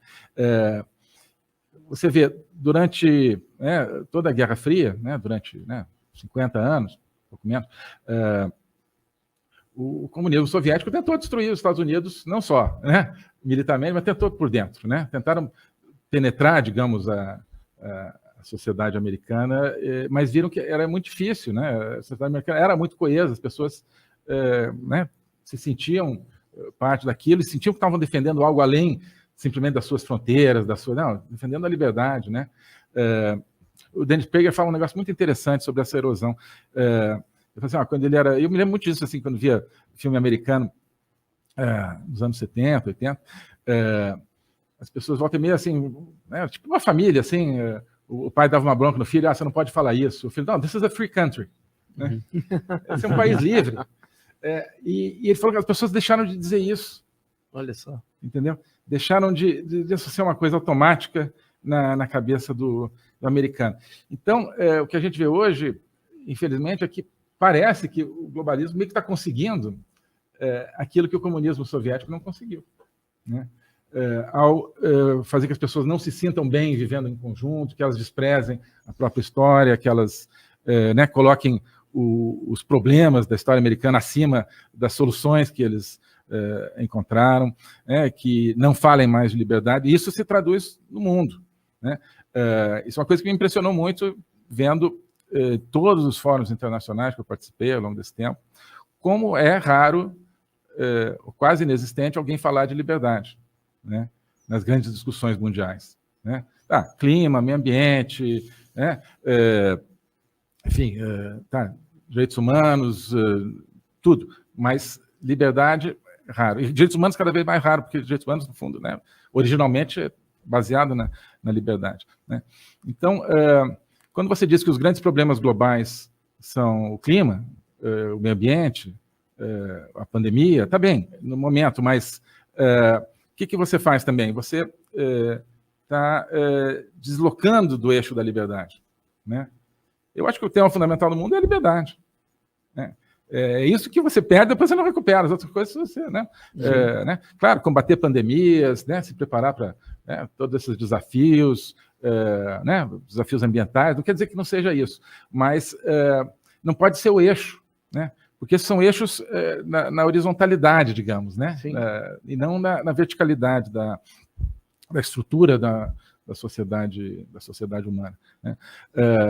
Então, a liberdade perde o centro do debate nos Estados Unidos e, ao mesmo tempo, ela perde o centro no mundo. Então, né, nós, Brasil, eu tentei, né, sempre que eu falava, né, repetir essa coisa de liberdade, né, que eu acho que né, não é algo obscurantista nem medieval, né? Eu acho que é algo absolutamente fundamental, né? Algo que o presidente sempre repetia muito, repete, né? Essa centralidade da liberdade. Mas então, falando assim, deixou de ser cool, né? Deixou de ser bacana você falar de liberdade. Isso é horrível, né? Por que aconteceu isso? Pois é. Bom, antes de eu mandar minha próxima pergunta para o senhor, deixa eu dar um recado para o pessoal que está nos assistindo, né?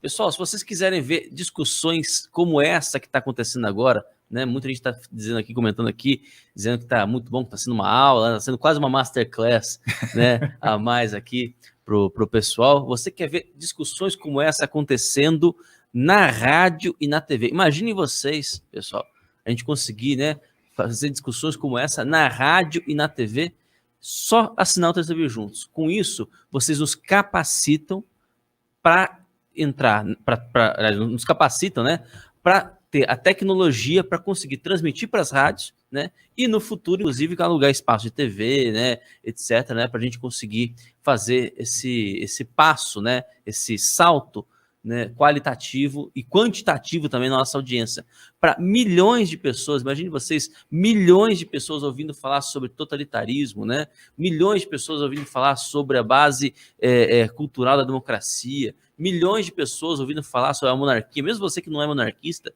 né, aqui a gente sabe que a discussão da ideia, né, a fomentação da discussão é muito importante em si mesmo, né? Milhões de pessoas ouvindo falar, e tudo isso a gente está tratando aqui agora, que você não vai ver na grande mídia. Não vai ver na grande mídia, pessoal. Você não vai ver, não vai ter Globo falando sobre isso. Acho que alguém da Globo vai falar sobre Gilberto Freire? Será que alguém da Globo vai citar Tocqueville? Alguém da Globo ouviu falar de Bauman? Né? Bauman talvez um pouco mais pop, mas, né, Gilberto Freire é proibido, porque o movimento negro não gosta dele, né, por causa daquele negócio da democracia racial, né, o Gilberto Freire demole, né, aquela história de que o Brasil é um país estruturalmente racista, né, então eles não gostam dele, e Gilberto Freire lá tá proibido, né, na Globo.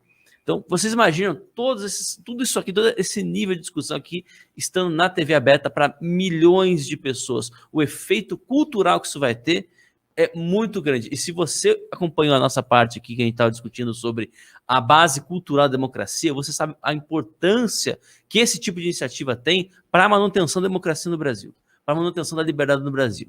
Então, faça a sua parte, vem com a gente, vai para o Terça Livre Juntos, e mais ainda, pessoal, você que é assinante do Terça Livre Juntos, que está aqui com a gente desde o começo, né? Ou que entrou aí em algum momento, né, não importa, né, você que nos ajudou a manter e a conseguir conquistar esse espaço aqui, conseguiu vislumbrar a possibilidade de ir para a rádio e para a TV, né, você vai receber, você vai poder participar de um sorteio que vai acontecer no dia 11 de junho, de 10 viagens aqui para Brasília, com as despesas pagas, para conhecer o nosso estúdio, conversar com a nossa equipe, tomar café da manhã, almoçar comigo, com o Cássio, com o Max, né, enfim, interagir mesmo com a gente, né, conversar com a gente, e conhecer como é que a gente faz tudo isso aqui acontecer, tá certo? Então, são 10 viagens para Brasília com as despesas pagas que a gente vai sortear no dia 11 de junho para quem já é assinante do Terça Livre Juntos. E se você ainda não é assinante, assine até o dia 10 para garantir a sua participação, tá certo? Então entra lá, terçalivrejuntos.com.br, lembrando que até o dia 10, quem pagar pelo Pix vai ter 15% de desconto. 15% de desconto, tá certo? Não perca essa oportunidade, terçalivrejuntos.com.br. Vamos voltar aqui? Só uma explicaçãozinha aí, porque teve muita gente confundindo, né? Não basta você doar no Pix, não é isso, né? É na hora que você pagar, na hora que você assinar o TL Juntos, você escolher a modalidade Pix de pagamento. Isso, tá? Porque são 2 Pix distintos, né? São 2 contas de Pix distintos. Vamos lá, embaixador, a gente está comentando aqui sobre, primeiro pintando o cenário ruim, né? Como a ideia de liberdade está perdendo, né? Os globalistas estão forçando, né, culturalmente o abandono da ideia de liberdade. Mas a gente está vendo também uma reação, né? Eu vejo, por exemplo, no Texas, né? Eu vejo também, por exemplo, na Flórida, principalmente em relação à pandemia, né? Enfim, outros países aí estão se... Verdade. Enquanto país, enquanto política externa, né? Mas eu vejo também aqui no próprio Brasil, né? O que foi o Jair Bolsonaro, né? E vejo também, né, o Jair Bolsonaro crescendo. Eu tenho contato com alguns amigos que trabalham no Instituto, né, de pesquisa, e assim, essas pesquisas aí da Datafolha, essa galera aí é tudo manipulação, é tudo conversa fiada, O Bolsonaro está com pelo menos 40% de aprovação, né? Eu vou pegar a pesquisa, vou fundamentar o que eu estou falando aqui com pesquisa, tá? Mas citando de cabeça aqui, 40% de aprovação, na histórica, né? 40% de aprovação dá a vitória para 65% dos presidentes, né? E só que, levando em consideração que ainda temos aí uma retomada econômica acontecendo a pleno vapor, estamos ainda há 1 ano e meio, né, da eleição. Então a chance assim dele melhorar ainda mais, né, esses 40% é muito grande, e dificilmente vai acontecer alguma outra coisa, né, o conselho antifrágil assim se aplica muito a ele, né? Então, já chamo ele de genocida hoje. O que mais que tem para chamar daqui para frente, né? Mas enfim, a gente está vendo essa reação. Como é que você está vendo essa questão da reação? O senhor é otimista em relação a essa reação? Ou não? O senhor acha que está incipiente? Né? Como é que o senhor... Olha, acho que eu sou um pouco menos otimista do que eu gostaria de ser. Porque eu acho que digamos assim, né, o sistema é muito forte, né, ao redor do mundo, no Brasil. Chamamos de sistema, né, toda a combinação aí de interesses, de pensamentos, não necessariamente assim uma coisa programada, né, mas o vetor desse sistema realmente é de ignorar o tema da liberdade, na melhor das hipóteses, e de, na verdade, corroê-lo, né? Através de tecnototalitarismo, por exemplo, né? Controle das redes, Big Tech, essa coisa do controle da verdade, né? E uma coisa que até eu fiz acho que uma vez um tweet sobre isso, a questão do desejo, né, digamos, dessa nova esquerda do século XXI, seu programa de controlar o que eles chamam a produção da verdade, né? Isso está naquele livro Império, do Hart e Negri, né? Isso eu acho absolutamente fundamental entender isso, né? Isso é o centro hoje dessa programação, controlar a produção da verdade, né? Então a gente vem aquela questão que a gente discutiu um pouco no começo, né? Não é mais analisar os fatos e a partir disso ver como interpretar a realidade. Não, é já produzir a verdade pronta. Isso a gente está vendo, acho que hoje no Brasil, em muitos exemplos, mas ao redor do mundo também, né? E esse mecanismo de produção da verdade está se sofisticando, né? Por outro lado, acho que cada vez mais as pessoas estão entendendo, mas a luta cansa, né? A luta cansa. Para quem está de boa fé, para quem, né, quer o melhor para si, para sua família, para o seu país. Acho que tem sempre aquele momento assim, puxa, deixa, né? Vamos cuidar aqui e tal da nossa vida, e não está tão ruim assim, né? Vamos, né? A economia está melhorando, né? O que é ótimo, né? Então, isso que o Reagan falou que ele não pode fazer. Vamos esquecer a luta cultural, vamos esquecer a luta pela verdade. Porque hoje a guerra cultural não é questão só de as coisas que a gente está acostumado de ver, enfim, realmente, né, valorizar a família, etc. Não. Hoje, sobretudo, é a questão do controle da verdade, que é mais fundamental do ser humano. Quer dizer, como é que você encaixa a realidade do mundo na sua vida e como você age na realidade, né? Isso está sendo manipulado por por esses meios aí de produção da verdade. Mas isso cansa lutar contra isso, né? Porque a cada momento você tem que perceber e desfazer. Tem a questão também o ser humano, ele é muito da aprovação do grupo, né? Quando você... Claro, a gente está aqui, né? A gente produz, acho que muito mais ideias do que... né? Porque, claro, a gente está num ambiente, né, numa atmosfera de pessoas que se entendem, né?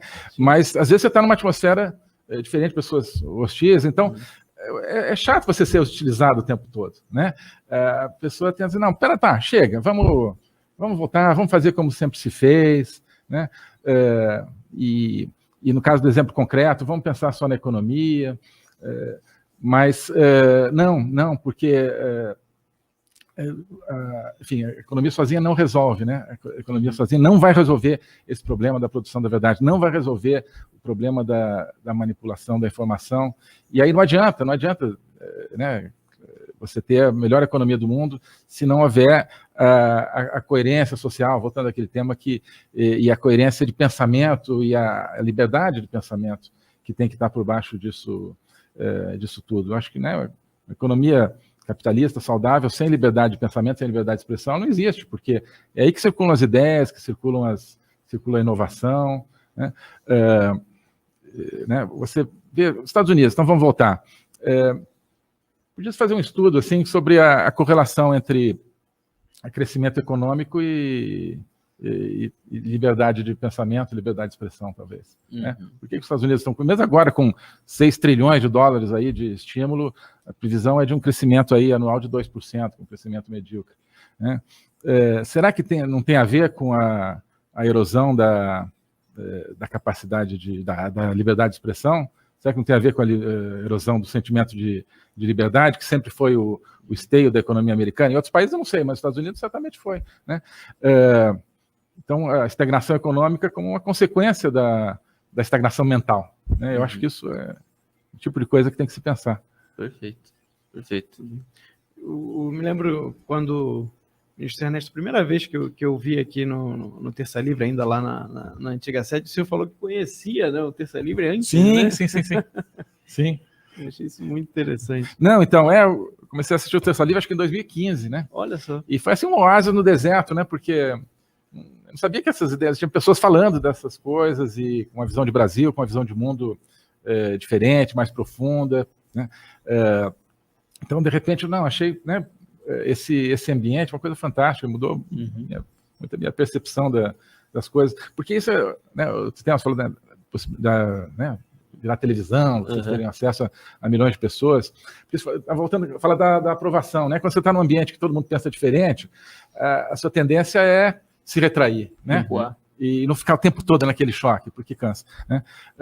Mas então é isso, quando você vê que não, tem pessoas ao redor do mundo que estão pensando igual a mim, ou enfim, estão questionando da maneira que eu questiono. Isso te dá um impulso fundamental para, né, continuar nessa questão da resistência pela liberdade. Então, só para voltar assim, para a questão da, né, resistência em favor da liberdade. Eu acho que qual é o problema? O problema é, pensando aqui, posso estar errado, mas é pensar só em economia, né? Seja no Brasil, seja no mundo, né?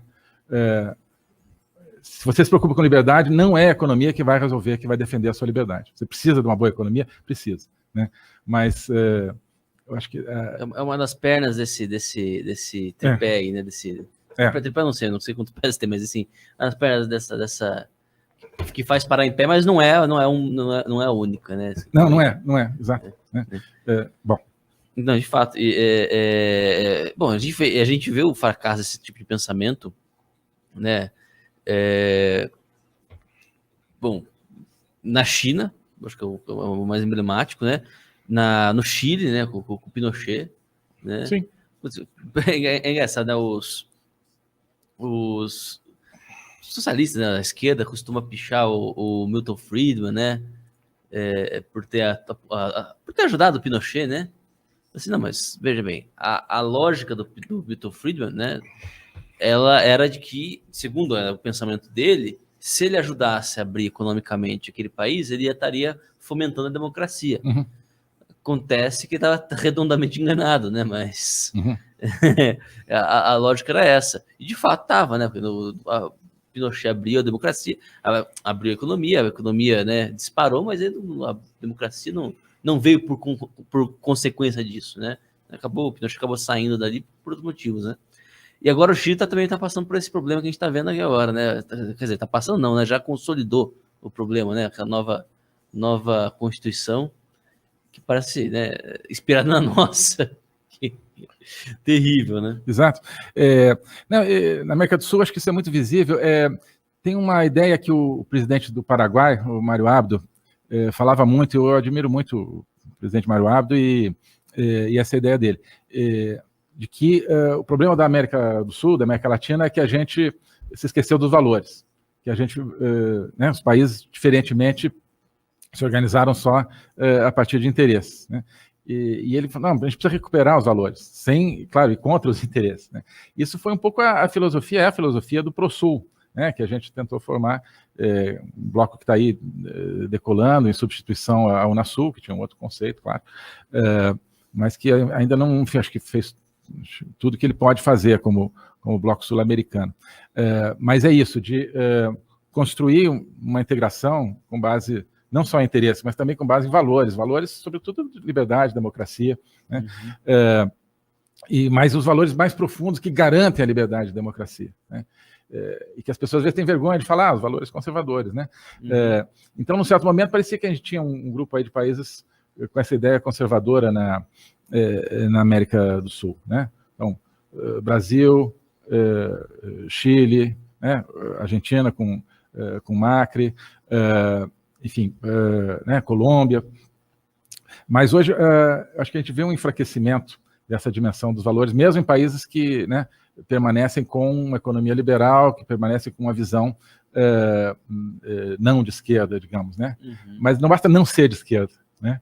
É preciso ser, né? É preciso criar algo, né? Porque se você simplesmente não é de esquerda, a esquerda vai voltar, né? Sim. Precisa, bom, direita, então, né? Esse conceito, não, então é um extremismo e o outro, não é, né? A ideia de que o bem está no centro também não é, porque o centro não existe, né? Se você ficar no centro, né? Vai voltar para o default. O default é a esquerda, né, na América Latina, porque corresponde a esse pensamento mundial, né? Então, é preciso criar, a gente tentou fazer isso, criar uma estrutura aqui na América do Sul em torno de coisas mais profundas, né? Estávamos tentando isso, agora eu vejo muito difícil isso, porque, né, os países meio que se dispersaram, né? Então, na Argentina, enfim, né, o presidente Macri também admirava muito, mas perdeu, né, a eleição. No Chile, né, a Constituição provavelmente vai gerar uma Constituição bem mais socialista, quase, né? Enfim, né, na Colômbia, por exemplo, há um risco de uma mudança, né, do ponto de vista de quem quer liberdade, democracia, é um risco. Enfim, mas eu acho que são países que, justamente talvez por essa dificuldade de você manter um discurso diferente, recuaram, né, cujos líderes recuaram. Você vê, por exemplo, o discurso do presidente nas Nações Unidas, né, o discurso de 2019 e de 2020, o presidente Bolsonaro, né, foram discursos, participei da, enfim, preparação, mas basicamente o presidente que, né, ideou, digamos, os discursos, e ele expressou, acho que o que ele pensa e expressou aquilo que a gente pensa, né, em relação ao mundo, em relação ao Brasil, em relação à região, né, e foi, né, apedrejado por, claro, todo o pensamento mainstream, né? Então a gente vê isso nos fóruns internacionais, né? Um líder que chega e fala, olha, eu estou aqui para defender a democracia, contra o comunismo, né, a favor da soberania, a favor de um sistema multilateral que funcione com base nas soberanias nacionais e não contra as soberanias nacionais, não vai receber flores, né? Então, líderes que, né, começam a falar isso e, né, nem todo líder tem né, a stamina, né, como diz os americanos, nem todo líder tem a resistência para continuar falando isso, né, e continuar levando pedra.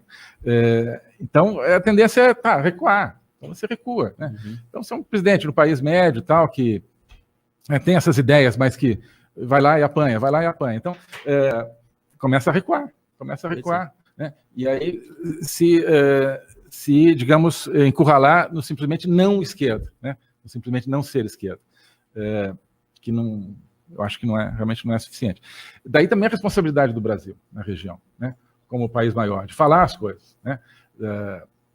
De apresentar as ideias, porque, né, se você tem realmente um país maior indo numa certa direção, os países menores né, tendem a né, se sentir mais, né, digamos, acompanhados nisso. Então, não é questão de liderança por liderar, é uma questão de responsabilidade que acho que o Brasil tem, né, sobretudo como defensor de uma verdadeira democracia na América do Sul. E que é, né, diferente da responsabilidade que outros países têm, claro, mas que, né, países menores têm menos capacidade disso, né? Então, voltando à questão da resistência, também como país a gente não pode desistir de defender a liberdade, a democracia aqui na América do Sul. Por exemplo, o tema Venezuela é um tema que cansa, né? Que é difícil de resolver, né? Porque é difícil, né? Então a tendência é só um dia, sabe, olha, hoje não... Você quer perder esse que lá, né? Que se resolvam. Não, mas não é lá, porque o tema é aqui, né? A ameaça é a nós também, sim, né? Sim. Porque não é a questão, Venezuela, né? É a questão de um sistema, de um regime que está por toda parte. Né, que tem na Venezuela uma plataforma. Na Venezuela, né, a gente não tem nada contra a Venezuela. Ao contrário, né, a Venezuela é um país irmão, uma nação irmã, né?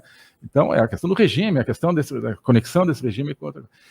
Quem mais está sofrendo lá é o povo. Mas evidente, né? Então, a tendência da facilidade, né, é muito grande no ser humano. Não estou criticando, né? Tendência de... olha aqui, só tá... Relação normal com todo mundo e tal, sem ter que, né? Sem ter que né? Ir para o choque, né? Se fosse a questão como o ser humano foge do embate, né? Naturalmente cansa mesmo o embate, né? A nossa primeira masterclass aqui no TCV Juntos foi a minha, do Alan, né? A gente deu em conjunto, foi sobre o conceito de espiral do silêncio, né? Porque o espiral do silêncio também, né? Ela acaba tecnificando, né? Digamos, essa tendência humana, né? Porque ela parte de alguns princípios, né? O princípio é que o ser humano ele tem... Bom, o grupo ele tende a ostracizar aquele que tem uma opinião muito divergente, né? E o segundo, né? O segundo pressuposto é que o ser humano ele tende a fazer uma avaliação de qual é a opinião geral para né? Para se alinhar com aquilo, ou pelo menos não tocar naquele assunto, né? Então, se você está 99% das pessoas está num ambiente, né? Por mais que ele possa ser, sei lá, ter uma postura contra a legalização das drogas, ou enfim, qualquer tema, não importa, né? Se ele está num ambiente que ele acha que as pessoas, que ele dá uma olhada e vê que as pessoas são a favor daquilo ali, né? A tendência é que ele não fale, né? Aí qual que é a grande sacada da espiral do silêncio? É você passar para quem está ouvindo a percepção de que ele é minoria. Certo. Isso. Quando na verdade ele é maioria. Certo. Essa é a grande sacada da espiral do silêncio, né? Então eu vejo muito isso, a boa parte da resistência. Por que eu acho que eu acredito muito isso na internet, né?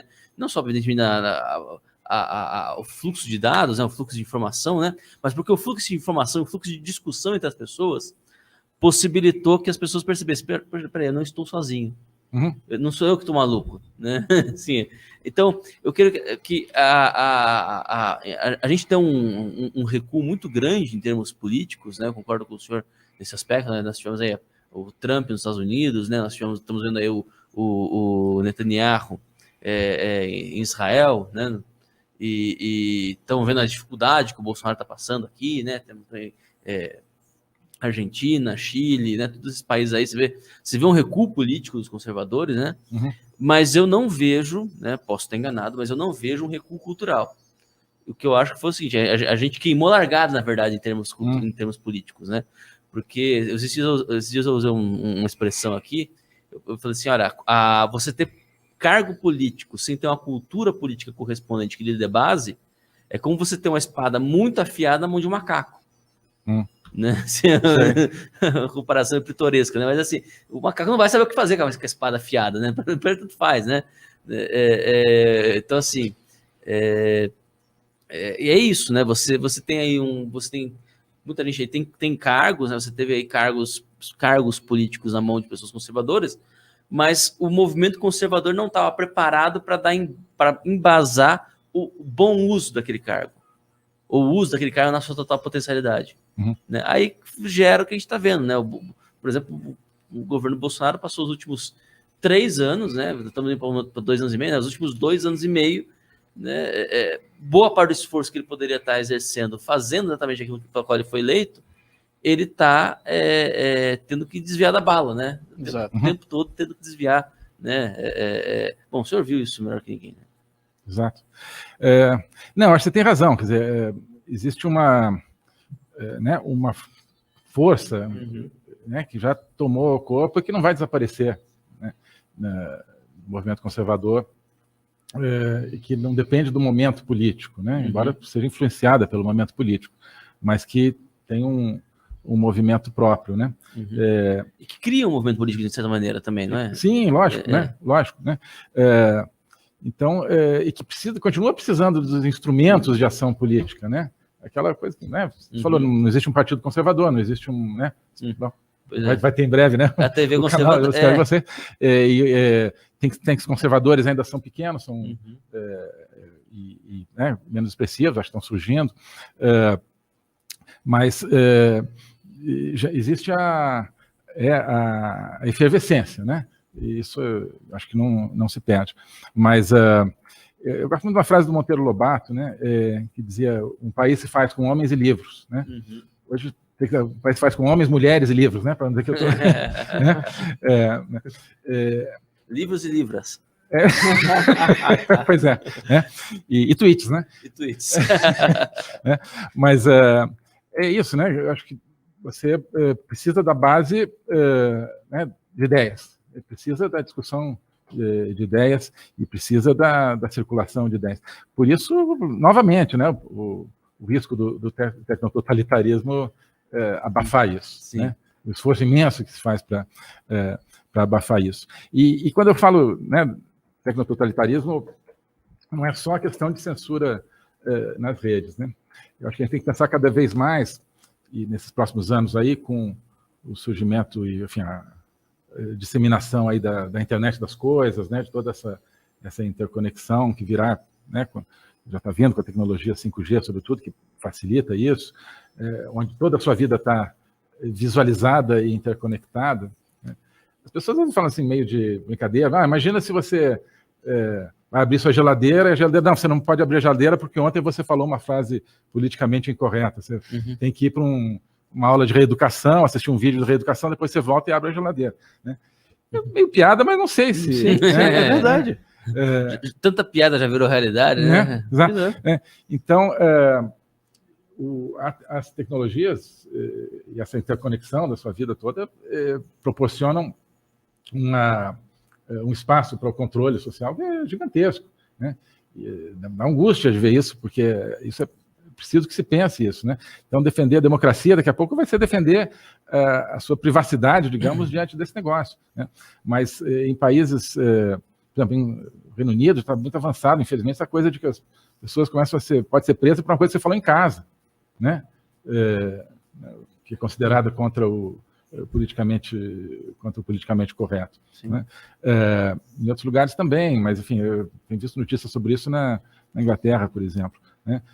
Imagina quando você tiver uma tecnologia que, né, permite o controle total disso, né? Com 1984. Pois é, exato, né?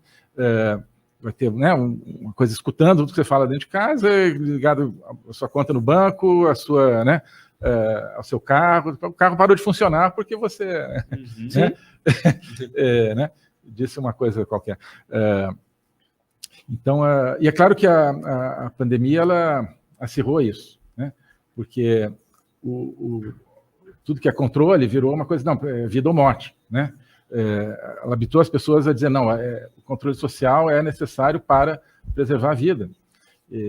Então, de certa forma, não acho que tenha sido programado, mas um dos efeitos, acho que complicados da pandemia é isso, de habituar as pessoas ao controle social, né? Eu não sou contra o distanciamento, não sou contra nada, mas que isso seja dentro de um arcabouço, né? Fala assim: olha, isso aqui é temporário, isso aqui é para um determinado fim, e não começar a parecer que tudo precisa ser controlado, né? Tudo, ainda mais quando você tem os meios desse controle. Você tem um prefeito assim que da cabeça dele resolve fazer. Sim. E faz e manda. Agora tem um prefeito que queria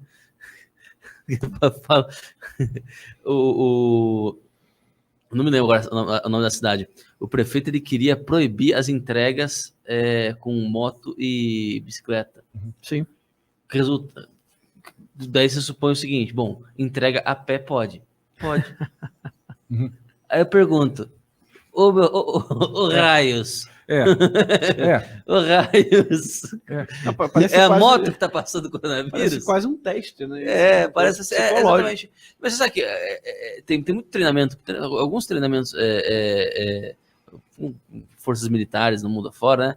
Eles fazem esse tipo de treinamento, né? Dando ordens, né, repetitiva ou meio sem sentido, né? Redundante, né? É para habituar o sujeito a obedecer a ordem, né? Criar um ato reflexo. Mandou, tem que fazer. Tem uma coisa que eu me lembrei agora, quando eu estava chegando aqui no estacionamento do prédio, eu vi um carro parado do meu lado ali, que estava com uma faixa contra o presidente e tal, um adesivo. E aí chamou atenção porque ali no retrovisor, onde as pessoas geralmente penduram crucifixo, quem é católico e tal, pendurado uma máscara. Eu não sei se o cara pendurou a máscara para lembrar de botar, eu acho que é mais simbólico. Acho que assim, a máscara virou a nova religião, né? Sim. No lugar do crucifixo, agora uma máscara pendurada. Perfeito. Né? Eu achei isso, né? É simbólico, eu diria, do momento que a gente está vivendo. Né? Sim. É muito simbólico, né? Isso que eu estou falando. Uma coisa é, claro, isolamento social, vamos ver se funciona e tal, tratamento, vacina, aqui dentro de um determinado espaço. Mas isso, de repente, mesmo para algumas pessoas, tomou a vida toda e virou quase uma religião, né? Uma nova religião. Assim como o ambientalismo, né? Tá, proteger o meio ambiente, excelente, mas para muitas pessoas, sobretudo na Europa, né? Virou uma religião. E agora, ou seja, o enfrentamento da pandemia vira uma religião. Então, aquele negócio de você desprezar a informação e você ir direto para o emocional, ir direto para a rotulagem, né, para o significado que você quer dar às coisas. Também é um sinônimo, é um sintoma da erosão, da profundidade, digamos, do sentimento, da vida humana. Né? Você precisa de uma religião... Ele precisa de um sentido transcendente. Exato, né? Aí esse sentido virou a máscara, né? É um sinal de uma falta, né? É um sinal de uma falta que precisa ser suprida, né? E o sistema, digamos, seja racionalmente ou não, sabe que existe essa falta, né? Então ele começa a proporcionar essas alternativas para esse anseio das pessoas, né? Então, é o meio ambiente, né? É o clima, é a Covid agora. Né? Exato. Agora, a gente está bastante aqui avançado no nosso tempo, mas eu queria saber, né, da sua visão assim, sobre o futuro do Brasil, né? Sobre o futuro do governo. Quais são as pautas que você considera assim, que seriam fundamentais, que até o término desse primeiro mandato, né, se Deus quiser, o início do segundo, mas até o término desse, né, que seriam importantes de passarem, como é que você analisa assim, o futuro do Brasil e do governo? O que seria mais importante da gente conseguir aí antes do final de 2022? Olha, eu acho que a base de tudo tem que continuar sendo a Aliança Liberal Conservadora. Né, concatenação dessas forças que, no fundo, são totalmente aparentadas, né, não são distantes, embora às vezes pareçam para alguns, né, das forças que estão rumo às reformas econômicas, tributárias, administrativas, privatizações, né, mas, ao mesmo tempo, com a manutenção e o reforço da base conservadora, do pensamento conservador, desse pensamento conservador no sentido mais amplo, né, não só de determinadas pautas, né, mas de um sentimento de nação, né? Ou seja, a questão da bandeira, as pessoas, né, unidas em torno da bandeira né, como a base para as reformas, que não sejam reformas simplesmente abstratas, né? A verdade é que a economia só não resolve, infelizmente não resolve, né? Infelizmente, né? Eu acho que isso é que precisa ser mantido. Então, as reformas acho que estão se encaminhando, né? Mas às vezes eu temo pela erosão do sentimento conservador, né? Que acho que é o único que pode dar sustentabilidade a isso no longo prazo. Então, o que acho que muitos gostariam de ver seria uma espécie de Bill of Rights no Brasil, né? Instrumentos que defendessem as liberdades fundamentais. Acho que para dar uma pauta, digamos, para esse lado conservador, sim. Acho que tem a questão do voto impresso, que é importante, mas acho que não pode se esgotar nisso, né? Era preciso que se retomasse, talvez, essa ideia de instrumentos muito fortes e claros, mobilizando a população em seu apoio para defesa da liberdade de expressão, liberdade de ir e vir, das liberdades fundamentais, né?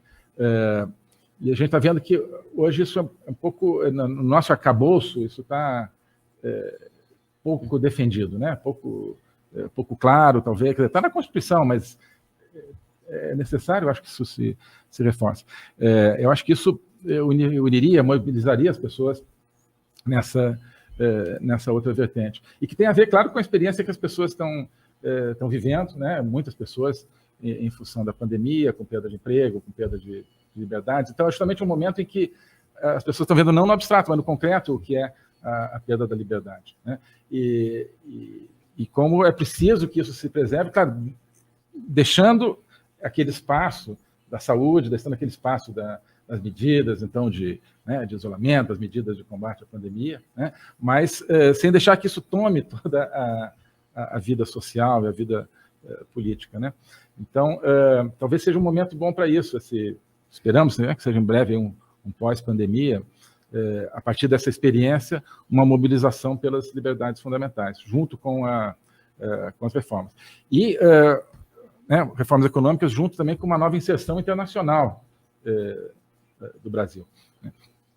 Então, algo que a gente tentou fazer desde o começo, que é recuperar ou formar o conjunto de parcerias do Brasil com os países e regiões que vão, ou seja, digamos, formatar todas as parcerias de acordo com o que a gente quer, né? De acordo com o que a gente quer, de acordo com o nosso objetivo de formar uma economia moderna, capitalista, livre, com desenvolvimento não só agrícola, mas também industrial, tecnológico.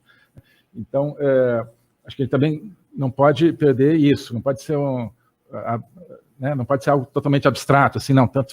A gente tem que direcionar, digamos, as nossas parcerias, né, para que cada uma sirva, para que todas sirvam ao mesmo objetivo, né? Aí vem aquela questão se me permite, sabe? Claro. Tem a ver com do pragmatismo, né, de que se fala tanto. Eu queria falar outro dia até no Senado, assim, que o pragmatismo está bem, mas ele tem que ser um meio, né? O pragmatismo não pode ser o seu objetivo, né?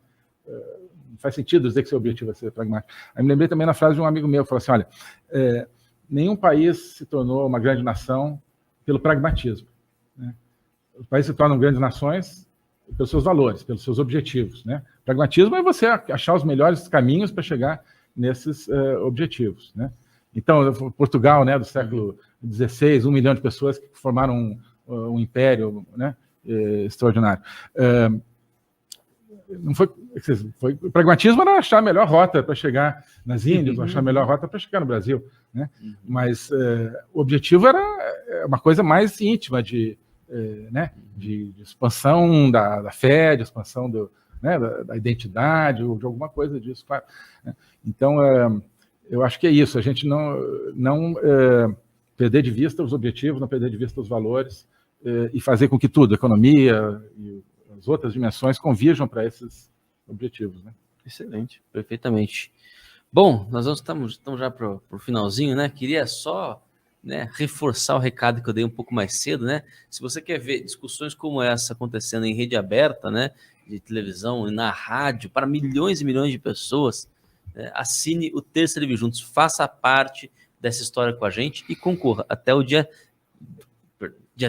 11 de junho, né? Até o dia 10 de junho, melhor dizendo, né, se você, quando der acesso a feita a sua assinatura, né, concorra a 10 viagens com despesas pagas aqui para Brasília para conhecer os nossos estúdios, tá certo? Então não perca, vai lá em terceirolivejuntos.com.br. Ministro, embaixador, né? Muito obrigado pela sua presença aqui com a gente. Muito obrigado a vocês, uma alegria.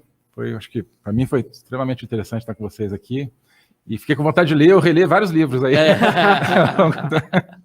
da nossa conversa. Excelente, eu que agradeço. Agradecer a presença aqui do Ítalo também. Obrigado, Max. Muito bem, pessoal. A gente vai encerrando agora o nosso boletim da manhã.